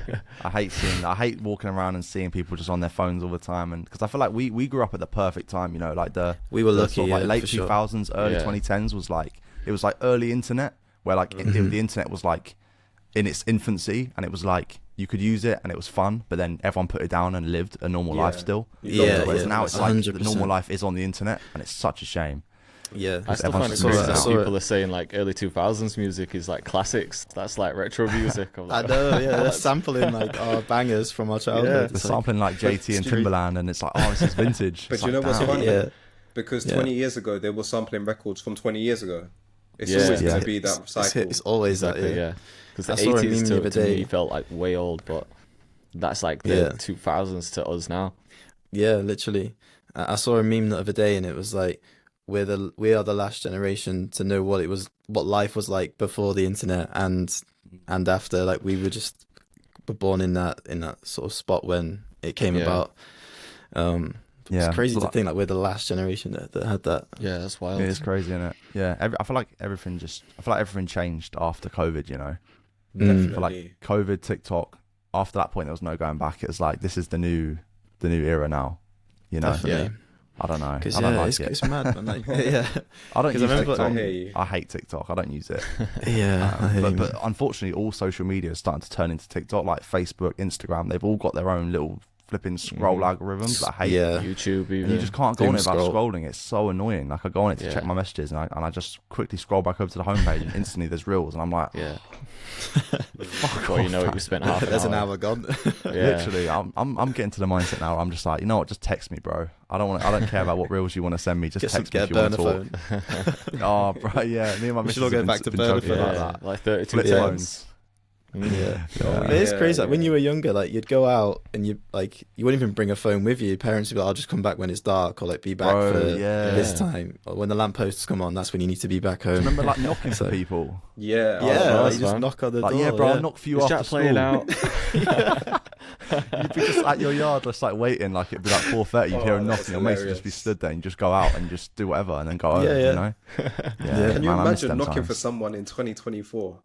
Like, they'd just be like, what do you want? Be on the Ring doorbell like, fuck off. Literally. I feel like people don't even ring doorbells. They'll text you before I'm outside. I'm outside. Bro, it's crazy, isn't it? Damn. Yeah, man. I might start knocking for you, look. I'm just gonna show up one day. Just show up and knock on the door. Make beats. Yeah. God, I think Play some Kirby. Play some Oh, Kirby. Yeah, Kirby. it's a goated Stop. game. Yeah. Yo, God. kids remember when I nowadays was don't a know about kid. Kirby. Yeah. I remember when I was younger, I was terrible, man. I knocked on a friend's door and they didn't answer. I could see that they were in through the window. So I opened the letterbox and shouted to the letterbox, like, it's Philippine. Is he out to play? That's crazy. Relentless, man. Relentless. It's like this Liam kid keeps begging it. Can't you see I'm hiding? Yeah. It's like in between is I can see your legs. Yeah. I wonder Also, if yeah. kids even play out like that, because when I go back to my mum's house and I'm on the road, it's not really. That's not the vibe anymore. You know, bro, like everyone's on Xbox. yeah, back Yeah. in the That's the days, thing. kids would be at the end of the road. That's the vibe. Like Yeah. everyone's just out. Yeah, but that's another thing as well, though. You know, like I'm assuming that all of us were like well into gaming in like maybe like the last decade before this one, like you know whatever FIFA, COD, whatever you're into, whatever.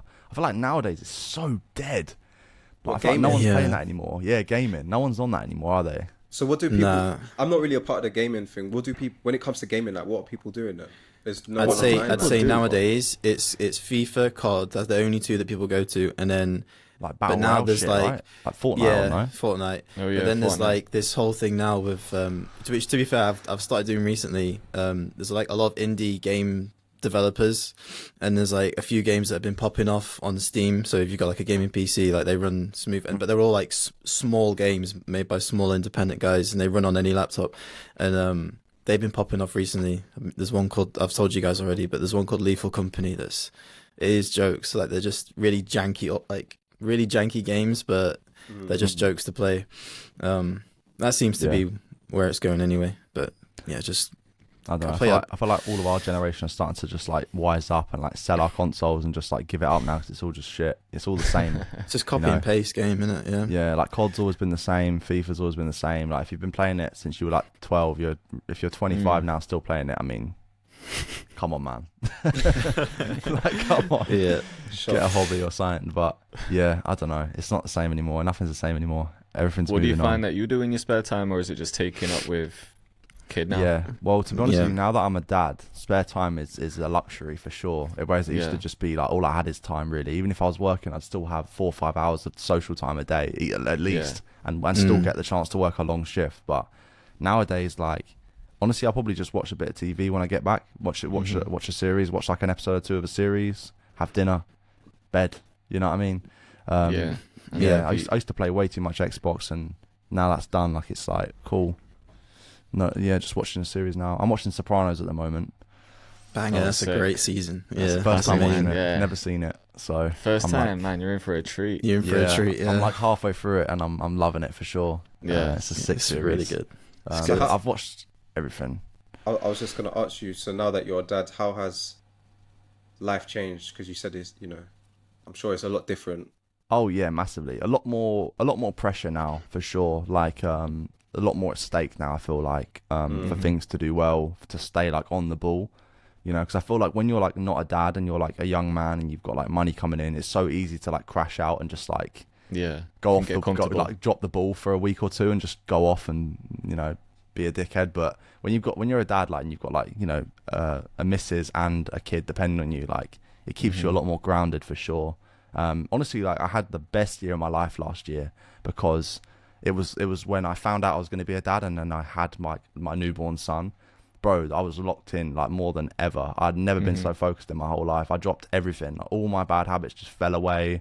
All my sort of like, distractions just dissipated, and I was like locked in every day working, and I was making like the best money I've ever made, the best views I've ever had, the best business moves ever. And that's, I put it all down to that, to be honest. I feel like it just really was like a wake up call for me. Like, okay, it's time to get serious now. Do you know what I mean? Like, no more messing about now. Because I feel like I was really probably like, I've been doing this since 2018, right? I'd say up until 2023, I thought I was putting in like 90% effort, 100% effort. I was really only putting in about 50% maybe. Like I had a really, really busy social life willingly. I was always just like taking any excuse to not work, whereas like when I got to 2023, I was like, oh, this is what 100% feels like now. Like 15-hour days, locked in, traveling all over the country, doing all these sessions, like, you know, filming all these videos. Yeah. So yeah, it really helped me focus for sure. And but this year it's been a bit of an obstacle, really. It's been something I've had to overcome. Not being a dad, but like what the effects of being a dad are on my business, especially when you work from home. Mm-hmm. You know, because obviously that's the main reason that forced me out of my studio, really. You know, so that was a massive obstacle to overcome for sure. But now that I'm on the other side of it, it's like, realistically, it was an elevation, really, wasn't it? You know, like I'm better off now than I've ever been before in terms of like my environment and like my work and stuff. So if it took that to get here, then it's only good things, isn't it? Yeah, it's amazing. So yeah, definitely recommend it, man. It's the hack for YouTube growth and business growth. Just Have a kid. Have a kid. I just feel like, you know, having a kid is definitely going to make you a better person. It may not feel like it at the time. It may feel like, oh my days, this is too much. Like, but like that's like the price of growth, I feel like. So you can only become a better person from it. And yeah, and that translates to sometimes to having you know, your business being better, like I said. So yeah, it's crazy. I love it, you know. So we'll see what happens. Maybe have a couple more. Don't know. Yeah, I was gonna say any more. Anymore? Not on the way, but not in the way, but like in the future, yeah, for sure. We're not you know, an only child family for sure. Yeah, Gonna have at least 2. Yeah, definitely. So, yeah. What about you guys? For kids, just I don't none know, of us have family shit. Kids. Yeah. Fuck it, I'm definitely at that age where like everyone around me is having kids. Both my brothers have got kids. Like pretty much all my friends have got kids. I'm the only one really. Or there's maybe like a couple of us, but I've just never felt the urge. I've never felt that broody where I'm like, oh, I can't wait to be a dad. Like I've never really had that I feeling. don't think men feel like that, you know, really. I didn't feel like that either, to be honest. I never used to wake up being like, oh, I wish I was a dad, like, but when it just sort of happens. Some as people it does. do, but yeah, it happens, and then like you're like, oh, I'm so glad this happened. Like my life is so much better now. Do you know what I mean? I feel like if we all had the choice, we wouldn't do it, because like you look at it on like from the surface value, you think, okay, cool, I have no kids, and I'm either single or in a relationship. I'm not married. I've got all this spare time. I can go gym. I have all this spare money. I can drive the car I want. I can go on all these holidays. I've got nothing, no ties, nothing. Or I can have a kid, spend all this money, have no free time, be stressed out my mind, not sleep. I think I'm going to choose the holidays and the money. Yeah, do you know what I mean? That's where I'm at right now. Exactly. But when you're forced into making that decision, realistically, which I kind of was, it wasn't a planned thing, right? You're like, oh shit. But realistically, all that surface level shit is you know, that's just the looking at it from like the bird's eye view or whatever. Like you're not looking at it properly. But when you really get to beneath the surface, you realize like, oh shit, like this is like better for everyone. It's better for me. You know, like life's just better now. It's more serious. It's just better. You know. That's a nice Because you start to perspective, appreciate the smaller things, don't you? Just the actual comfort man. of your house and your family and everything. Yeah. Whereas when you don't have that, like I'm always looking for like the next best thing, like, oh, let's go on a holiday, let's buy this, let's buy that. Like I'm always looking for something that's like not meaningful. Now that's nice though, in a way. Like it's good to have those things at the same time. Like it's not like a total waste of time at all. It's good, but like I just feel like your true, in my opinion, your true purpose is to have a family, to ensure the next generation is set up for life, you know, and just, you know, do that stuff. But it's not for everyone. From a primal for sure. point of view as well, it's why we're here. It's like Exactly, take it back. Yeah, we're here because 2 people fucked, and now here we are. You know what I mean? This is my life now. So yeah, you know, it's just you got to keep it going, man. But I understand why some people don't want to do it. I feel like having kids in this day and age is a lot more difficult than it used to be. I feel like it's so much more complicated now. I feel like, you know, parenting has become a lot more difficult, you know? Yeah. With obviously the whole, like, I mean, this is kind of long, but like the whole like financial space at the moment, like with inflation and cost of living, it means that like parents are having to work more. So they're spending more time away from their kids. So the kids aren't getting raised right. They're getting raised by the internet, or they're getting raised by, you know, whatever, someone else, basically, something else, usually, rather than someone. And then there's just problems arising from that. And I feel like it's just getting worse. So it's becoming more difficult for sure. But I think I listened to Rogan yesterday, and they were saying like the percentage of kids with autism has risen like a lot over the last like 10 years or something. yeah, I think it's down to that as well. Like people just not been around their kids, like contact time's just gone way down. I think it's due, So- that is one is part of it. It's due to like the technology, but it's also due to like the food, what we're eating, like what's in our food, like because a lot of kids nowadays are like just eating fake food constantly without even realizing. Like all this fast food, all this like processed food, it's just shit. Do you know what I mean? I mean, this is one thing. I'll put you guys onto some game real quick. Yeah, if you haven't already, download an app called Yucca on your phone. You've seen it, yeah? Tells you like the quality of the food, doesn't it? You can literally All the scan shit any that's in it. barcode of any food item, and it brings up how good it is on a scale of 1 to 100. So 0 being like poison, don't touch it. 100 being like pure, amazing food, and it will tell you what's in it, all the E numbers, everything. So instead of like picking up something and trying to read the back of it, scan it, and instantly you're gonna know like, am I eating bullshit or am I eating good food? You know?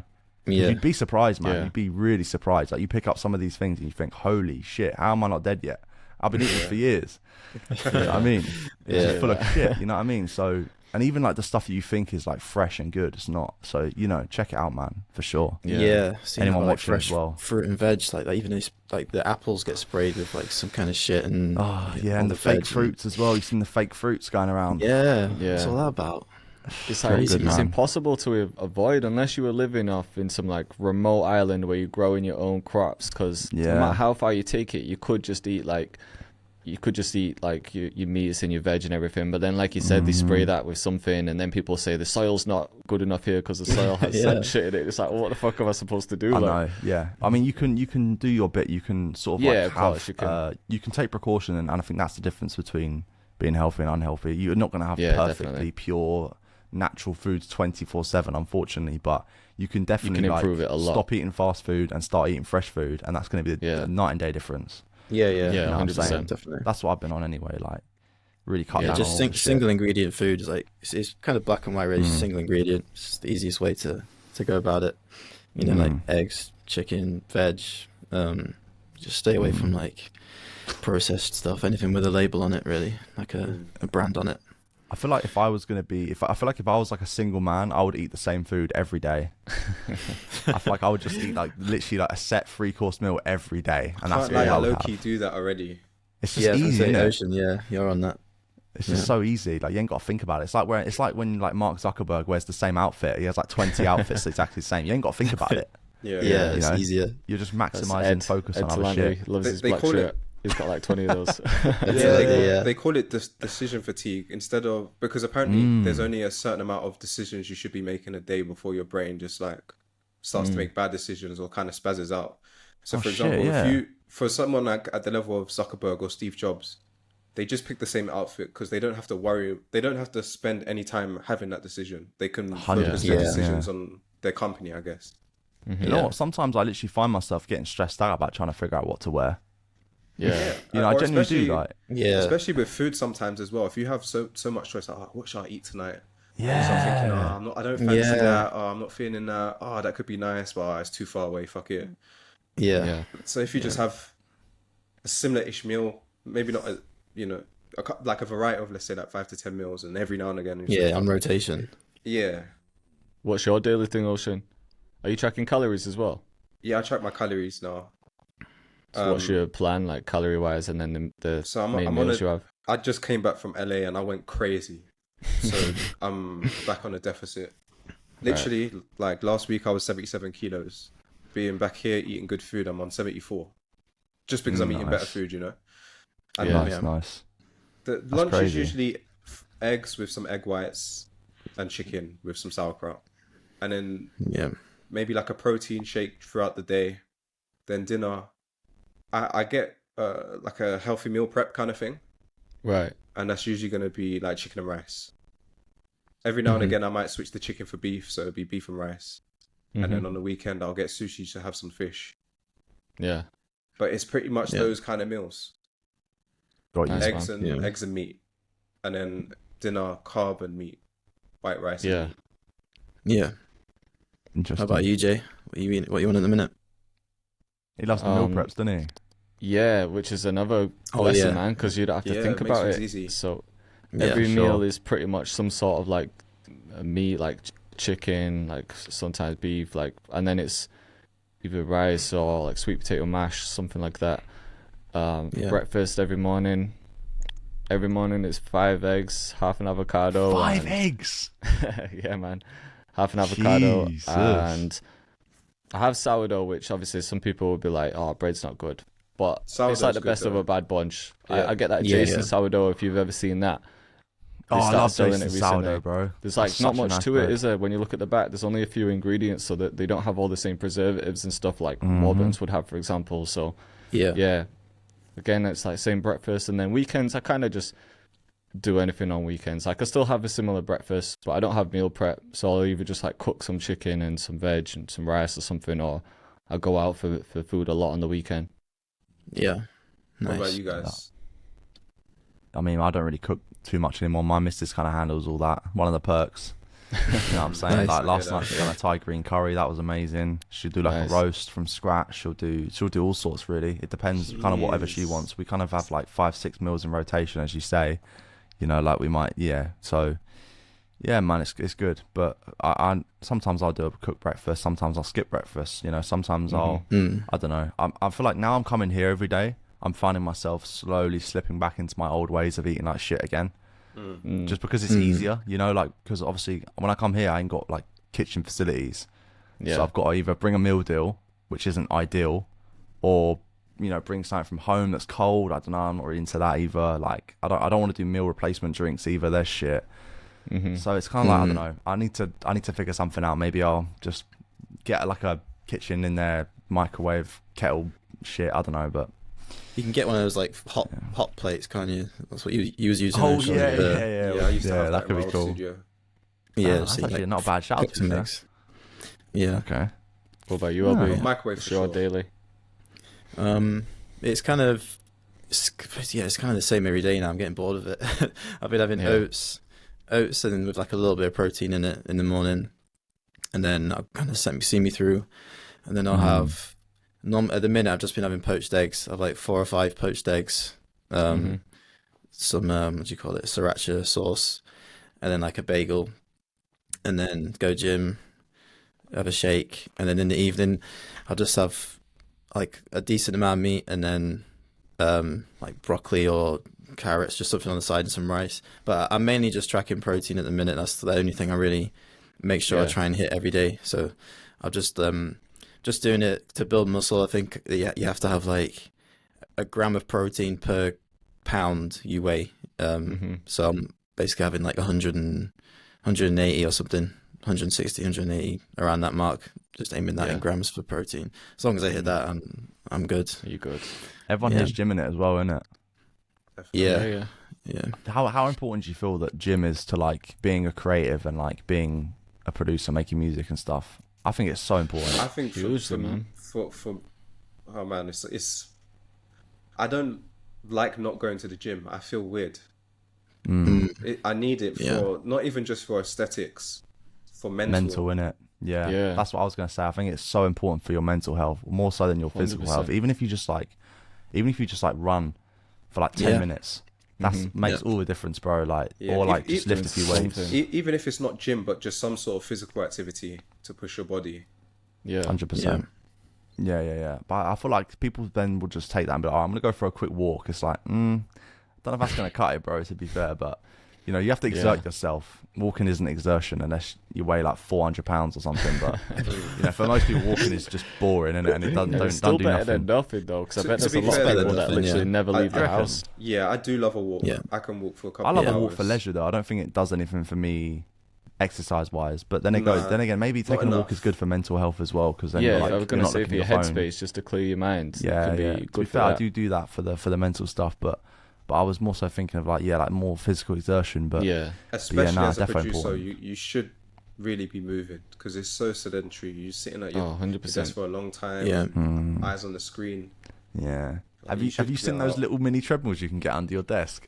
Yeah, that's so Yeah. fire. I thought about it one time, but then I don't know. Do you reckon I they're didn't good? pull the trigger. I used it once. I liked it, Is it?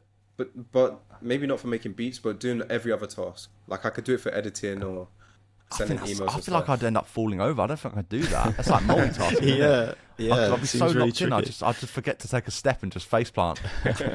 Just pull the desk over. Yeah, Oh, shit. literally. Like, I don't know. Like, they look kind of goofy, but I don't know. Maybe there's something to them, but it does just seem like a little bit of a gimmick in it. It's like, you've seen like certain man will have like a foot spa under their desk and their feet will just be in it. Yeah. It's like, that can't be that good, You can get the bike seats and stuff as well, can't you? bikes, bro, like kill your ass, bro. Imagine sat on a bike seat for like 8 hours. Nah, So maybe if bro. it was like a desk chair, like one of these flexi spot seats, but then you could pedal underneath. The only Powers thing the with setup. that, Yeah. I don't understand how that's going to be worth it, that exertion, because you're only moving your legs. You're not really moving your body to really be burning a lot of calories. The like skinny legs and a fat upper body. Nah, that's crazy. Yeah, I don't know. Nah, just go gym. Just go gym. Do you struggle to get to the gym? Like, do you go like first thing in the morning, Ocean, or is it like? No, I don't struggle. It's like a ritual. I wake up, do my meditation, whatever, get a coffee on the way to the gym it, love it. But the thing is, not everyone loves the gym, and I really understand that, because I used to hate the gym. I didn't get it. I didn't understand, why would you lift weights? It's so boring. It took me, maybe 6 months to a year to fully understand it and really enjoy it to the point that I love it.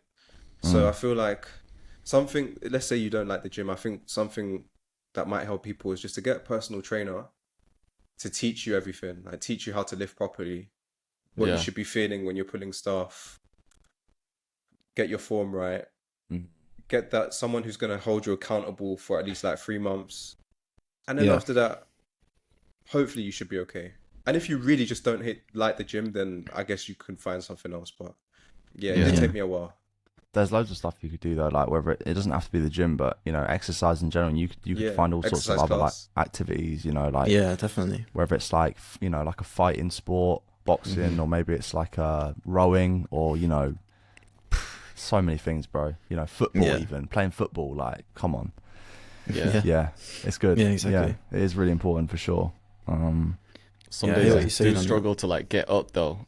So, especially when it's like cold out, I'm like, I've got to like drag myself. Once I'm at the gym, I love it and I'm fine. But just that moment of like getting out of bed early to get to the gym. I think I'm like not quite a morning person. I used to think maybe I am a morning person, but I just find sometimes I do struggle. Yeah, I've accepted that now. I'm like, just get up at normal time, 7, 8-ish, and then work, then gym as like a lunch break, and then go back to work again. I just can't do morning. I've tried it so many times, do like a week or 2 weeks, and then just no energy, especially when you're doing legs, man. Like, if you've done legs on a just after waking up, it's the worst thing, man. Like, doing squats and stuff, I'm like, I feel like I'm gonna pass out. I've got no blood in my body apart from my legs. I can't lie, I haven't done a leg day in years. I can't lie. I'm guilty of that for sure. Like, I tried to do them for a while. I did like a couple leg days, and I was like, this is shit. I'm doing chest. Like, I just couldn't be arsed. Because I just love doing what I love doing what I'm good at, and I sucked at legs so bad. I literally was like so shit, and I was like, bro, like, I can bench more than I can do on my legs. What is this? Like, this is dumb. I should do something about it, but I don't know. One more hack as well that I would say for listeners as well who don't enjoy the gym: sign up for the most expensive gym in your area, and you're going to yourself to go. And you'll I'm guilty of that. Oh, bro, I've done that. My gym membership's enjoy the like experience a bit more. £65. Yeah, because if you're at a good gym, it makes the experience a lot better. If you're going to a pure gym, it's a big difference between going to like a third space.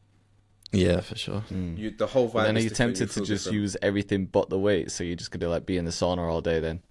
You know what I mean? That's the problem with massage, these bougie gyms. That's the problem though. Like, it's you're paying a lot of money, but you're getting like everything. But that sometimes like I go to a Bannatynes, right, and the gym is so mid. Like, but it's expensive because it has like the sauna and the swimming pool and the restaurant in it and all that shit, which you don't even need. Like, that's more for leisure.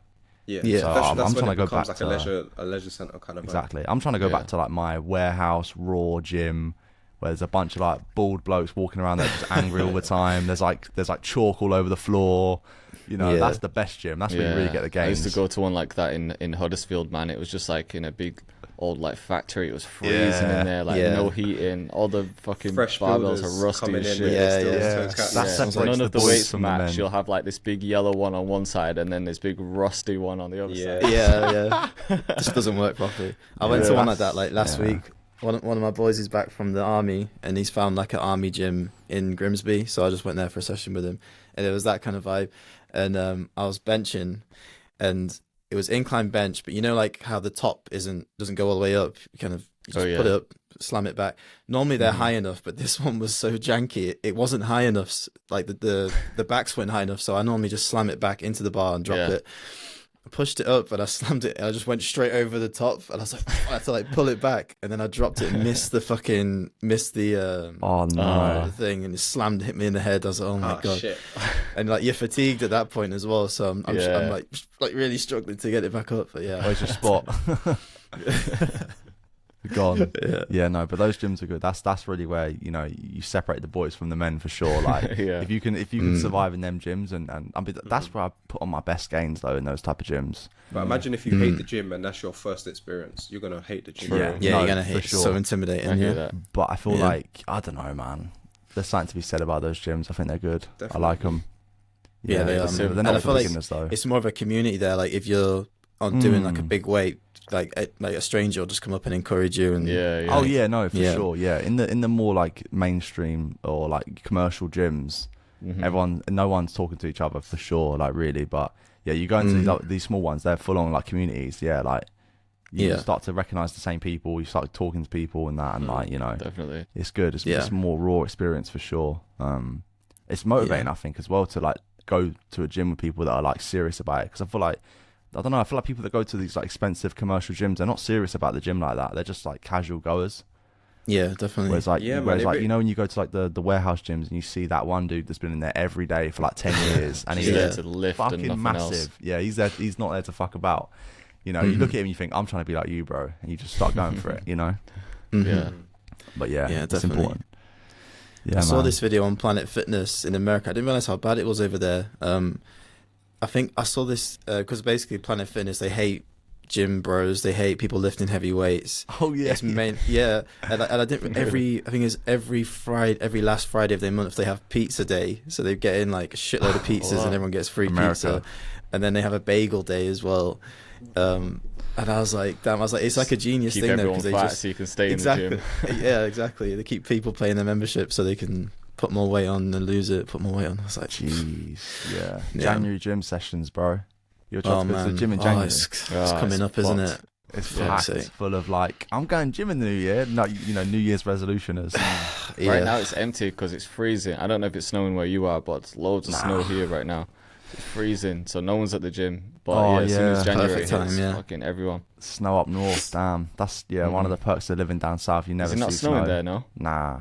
Never see snow down here, man. Hasn't snowed for like 10 years. The roads like mad icy. Damn. Car barely got me there today. Is it? Oh, the BMW, the rear wheel drive all over the place. Yeah, because remember when we had Kasawi down and we went to Tesco on the way to the session, and between going to Tesco and the studio, it just snowed like crazy for some reason and set. And he pulled out of Tesco like 5 mile an hour, and the whole back end almost like went out. It was insane. It's like that, man. It's crazy. That's crazy. Yeah. Ocean can't relate. He's living in Thailand. He's like 50 degrees over there. It's like snow. That must be so nice. It is good weather right now, to be fair. What's your plan with Thailand though? Are you staying there long term, or are you sort of like looking to move, or what's kind of going on with that? I'm gonna base here for a while because I got a longer term visa now, so that's sorted. Oh, sick. But like I said, the goal is to tour. So when shows start coming in, then I'll probably be on the road a lot more. But I like my base here for now. Yeah, that's cool, man. Yeah. Is Dane still there? Or... Do I miss London? Yeah. Just wondering. I assume you don't. I can't say that I think about it a lot, but I miss certain things. For example, like being able to collab. I could just, LB could just come down one day and then I can see Jay and then whatever. There's not really that here. But aside from that, I think life here is good. Like I'm able to really take care of myself in terms of like eating good food, going to the gym, not have to worry about too much. Like it's nice like that. It's warm. Yeah. Yeah, you can really like lock in over there, I assume, like on your sort of like your arc, you know. You can. Yeah, this is the perfect. I find it the perfect place for me to lock in. But I understand for many people, Bangkok is the worst place to lock in because there's a lot of So much temptations. happening. You can have any and everything. For It's like party especially city with though, isn't it? brothers. Bangkok, isn't it? Yeah, man. Yeah. There's like red light Yeah. districts everywhere. Yeah. You know, How do you there's a know? lot of temptation. I know a lot of friends who can't hack it. They have to move to the islands or move up north because it's just you could party every day if you wanted to. Yeah, and it's Just cheap really as well, testing and your there's like discipline, aren't there's no Yeah. like incentive not to. It's like, oh, I don't have to save money 'cause it's like go out and have an amazing night for like a tenner. It's like Yeah.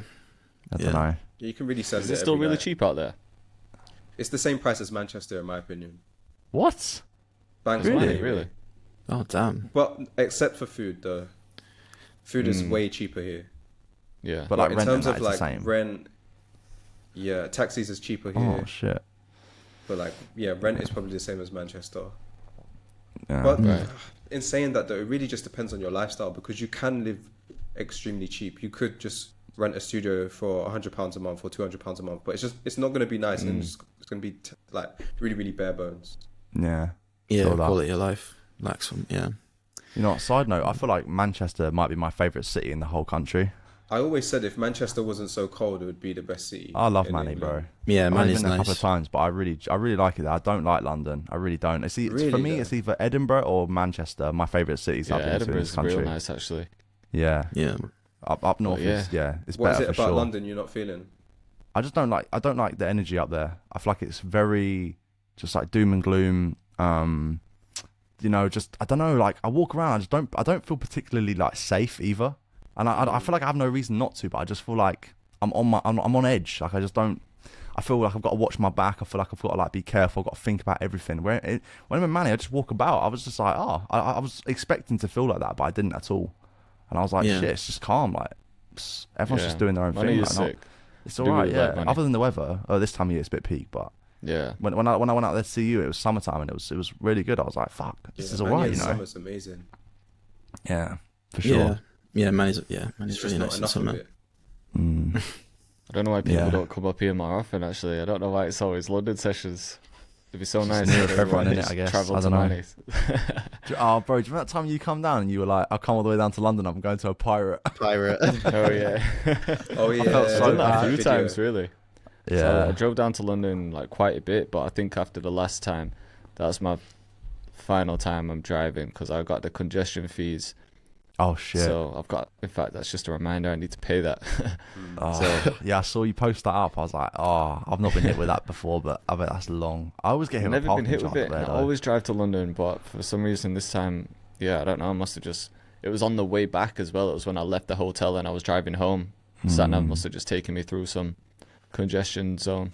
Yeah, London have this thing where if you drive down a road, and it's like a road you're not supposed to drive down, you get zapped instantly. Or if it's like a bus lane that suddenly merges into a normal road, you get zapped. Like it's like they're on it up there. Yeah. It's not Yeah, like it's that very down here, tight. man. Yeah. Yeah. Shit, it's not for me for sure. It's not Yeah. a driving city though. It's not really. Nah, it's it's not not. really meant to be doing that.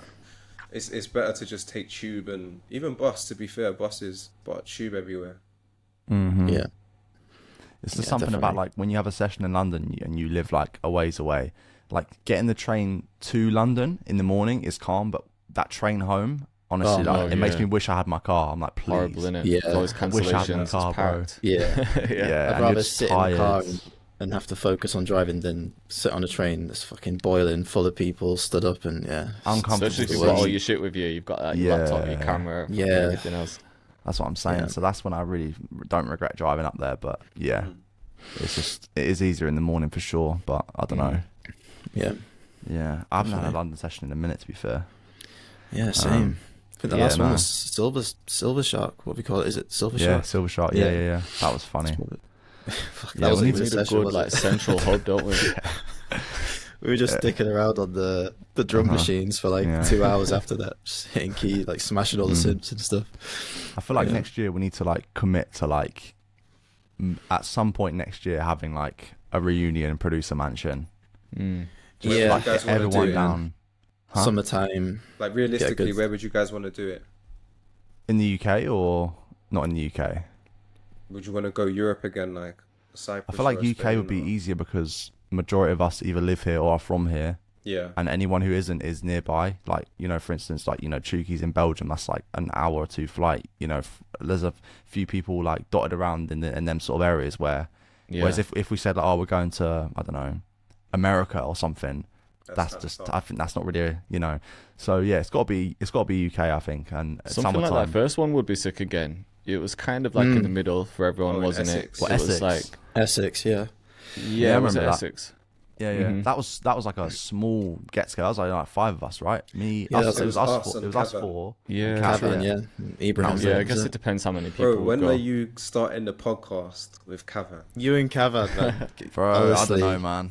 I'll blow up so is- I haven't quickly. seen Cav in years, you know. I've invited him to so much stuff, but he can just never make it for some reason. It's just it's a shame because he's well funny, but yeah, like I feel like if I'm gonna start a podcast with someone, it's realistic. It's gonna be Ellis, isn't it? If it's gonna be anyone, you know, it just makes. Yeah, that's true. If I was gonna start, I'm not saying I'm gonna, but I don't know.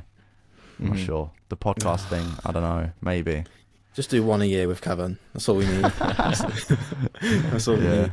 But in terms of a meetup, yeah, no, we should definitely do one. Yeah, I say like next summer we do one where we just get like like a countryside pad, like, you know, 7-8 bedroom, 10 bedroom place, like the second one, I think. Yeah, And then we just one. get like everyone down, you know, everyone, even if like they're not gonna potentially even stay, if they can not stay, like just as many people as possible, and just see what happens, man. Just everyone gets some content booked in, and for like 3 days maybe or something, you know. I was thinking, maybe a little bit longer this time because the 2 nights was good, but I felt like we were just in and out.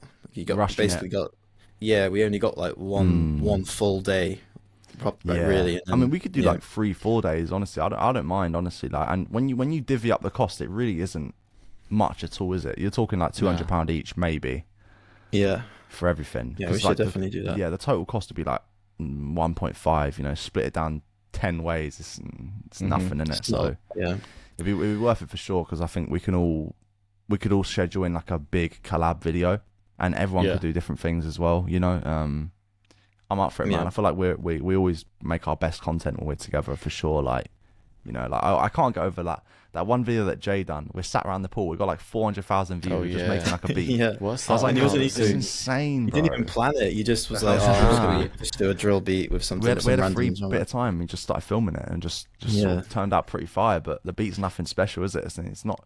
But like the video is just popped. Yeah, something just about popped it. Just up. people just love it. I think it's seeing everyone together. Just the People whole love it. atmosphere, wasn't it? Just like the Yeah, sun's it's a out. good vibe. It's like the quite Avengers like a movies. vibey Everyone loves the beat. Avengers Yeah. movies when all Yeah, the of superheroes course. are together. And even in that video, like no one was in it. Like we wasn't all in it at the same time. People were doing other stuff, and like someone would like just jump in, add something, and go do something else. I So it think was the like- thumbnail worked really well for that as well, because we're all just in there and it's quite bright, sunny, and everything. It kind of just makes you want to click on it because you just see everyone's face. I always go it back was and good. watch the one we did in the evening, for my channel. Oh 'Cause, yeah, that's sick as well. It's got Jack in the background going like someone started adding hi hats or something. You were like, yeah, now I can bounce on it. Wait, pause, and then and only Ocean Ocean clocked. heard it. Yeah, that's Yeah. funny, man. We were talking about that football match that we played in Cyprus. Oh remember? yeah, on the yeah. grass. Yeah. Yeah. That's it. Ocean's got PTSD from that That Why? was- What that happened? I was can't intense. remember. because You you, won. you We guys were just just got battling straight Bobby. through. Like you guys just poked a bunch of goals in like straight away, and it just Oh, ended up being me yeah. and Ocean for like 15 minutes. And Oh it was fucking- yeah. Oh, it's fucking boiling. And We just eventually I goal scored. hanging, waiting for a rebound shot. Literally, Literally, Loner yeah. just stood at the goal, poked one in, just got it. It's ridiculous. Tactics. And Chucky Maybe was Yeah, in next the time goal, we do something, we'll just rent like a little 5-a-side pitch, because that little Yeah. grass, it was fun to play on, but you didn't want to kick, did you? Because there was like stones just sticking out of certain areas. But if we Yeah. just Yeah. booked like a little 5-a-side pitch just for one of the days, just to maybe just get some filming done and then finish with a 5-a-side, that'd be jokes, man. That'd be funny, Definitely, yeah. yeah. Do you know what? It's funny you say Definitely. that, because like I stayed at an Airbnb a couple of years ago in Wales that had like a full-on football pitch in the back of it. Oh, as nice. part of it. So they do have them. Like you wouldn't have to like try and Yeah. find one outside. Like some of them actually do have them. You'd be surprised. Like yeah, there's all sorts of when you come together. I feel like when you do like a collab video like that with everyone, there's like so much potential to like do some crazy shit. You know. Yeah. There's all this. Yeah, it's just so much more crazy, more fun, and you've got more budget to play with as well because there's more people. You know. Yeah. Yeah. And like definitely. sponsors love definitely. that as well. Sponsors are going to be like on that as well. Could easily get sponsored. Remember the cable guy sponsor? Oh yeah, that was that's at a the shambles. Jay was like going around second one, saying, was "Can it? you use Shaperbox?" Everyone was like, "Yeah, I am." No one did it. Yeah, you lot fucked me with that. I had to take a hit on the next sponsor. I did a sponsored video for them, and then they took like $1,000 off it because What? I didn't. They asked like before we did it, but I couldn't say no because I'd worked with them a bit. Yeah. Because they paid for the sponsor, didn't they? And then no one actually used it. Shit. Yeah, I kind of forgot about that. Yeah. I think we all did, really, didn't we? And you got fucking Cavan in the back saying, "Oh, like I've cracked this one." cracked it." Okay, now, Kevin. Oh man, Can't take him anywhere. honestly, it's so So fun, fucking so- funny. so- I've got that so cracked. It's like brilliant. Go on, I'll send you if you want. Good times, boys. When Yeah, are you so- realistically back in the UK, Ocean? I don't know, but in saying that, like half the time I don't plan these trips. Yeah, I just, Maybe do we it. like book it well in advance, like 4 months in advance. Can kind of plan around it that way. Yeah. Well, I think we should start organising it in advance for sure. Like, because just trying to like pin everyone down to that the same week is like the hardest part. I think. I think that's the hardest point in it. So like, Yeah. you know, if we can manage to get like a solid like list together of everyone, like I can commit to second week of June or third week of May or something, and then we start looking for like places. You know, once we've got everyone confirmed, budget confirmed, we go like, okay, cool, where, like what place works, and then you know. Make it happen, book Yeah. it in advance. Give it at least like a month in advance before we pay for it, and then we do it. yeah. Should be fine, man. Yeah, should be good. I think we'll do it. Yep. Yeah, Yeah, we'll Sounds sort good. it for sure. sweet, man. Shit, Should we we ran wrap over up, well boys? over time, Been innit? a long Yeah, it's the podcast, longest yeah. one we've done, I think. Is 2 it? hours. Is it? Yeah, Damn. got to be Let's close to that. catch Yeah. up. Yeah, definitely, man. Yeah, I it's appreciate been a you guys minute. having me on. Anytime, man. It's like my Yeah, first no proper podcast experience, but yeah, Was it? appreciate it. Yeah, pretty much. it's I mean, good to have you, I did bro. Ocean's one, but it was more of like this is like my first like panel podcast experience, I suppose. Yeah. Mm. Yeah, this one's So, yeah. pretty relaxed, isn't it? We just chat Conversation. shit, really. Yeah. Yeah, That's I how enjoy we these wanted more it to than be. Yeah, the interview Yeah. ones are a bit too stiff, a bit too rigid. Yeah, I hope people got some good value out of it. Pause. You know, we kind of went off on some tangents, but I think we covered a lot of good stuff for sure. Good conversation, so Yeah, Yeah. 100%. appreciate it. Definitely. But man. yeah, thanks for listening, Cool. everyone. We'll see you in the next one. Take care, guys. Peace. Peace.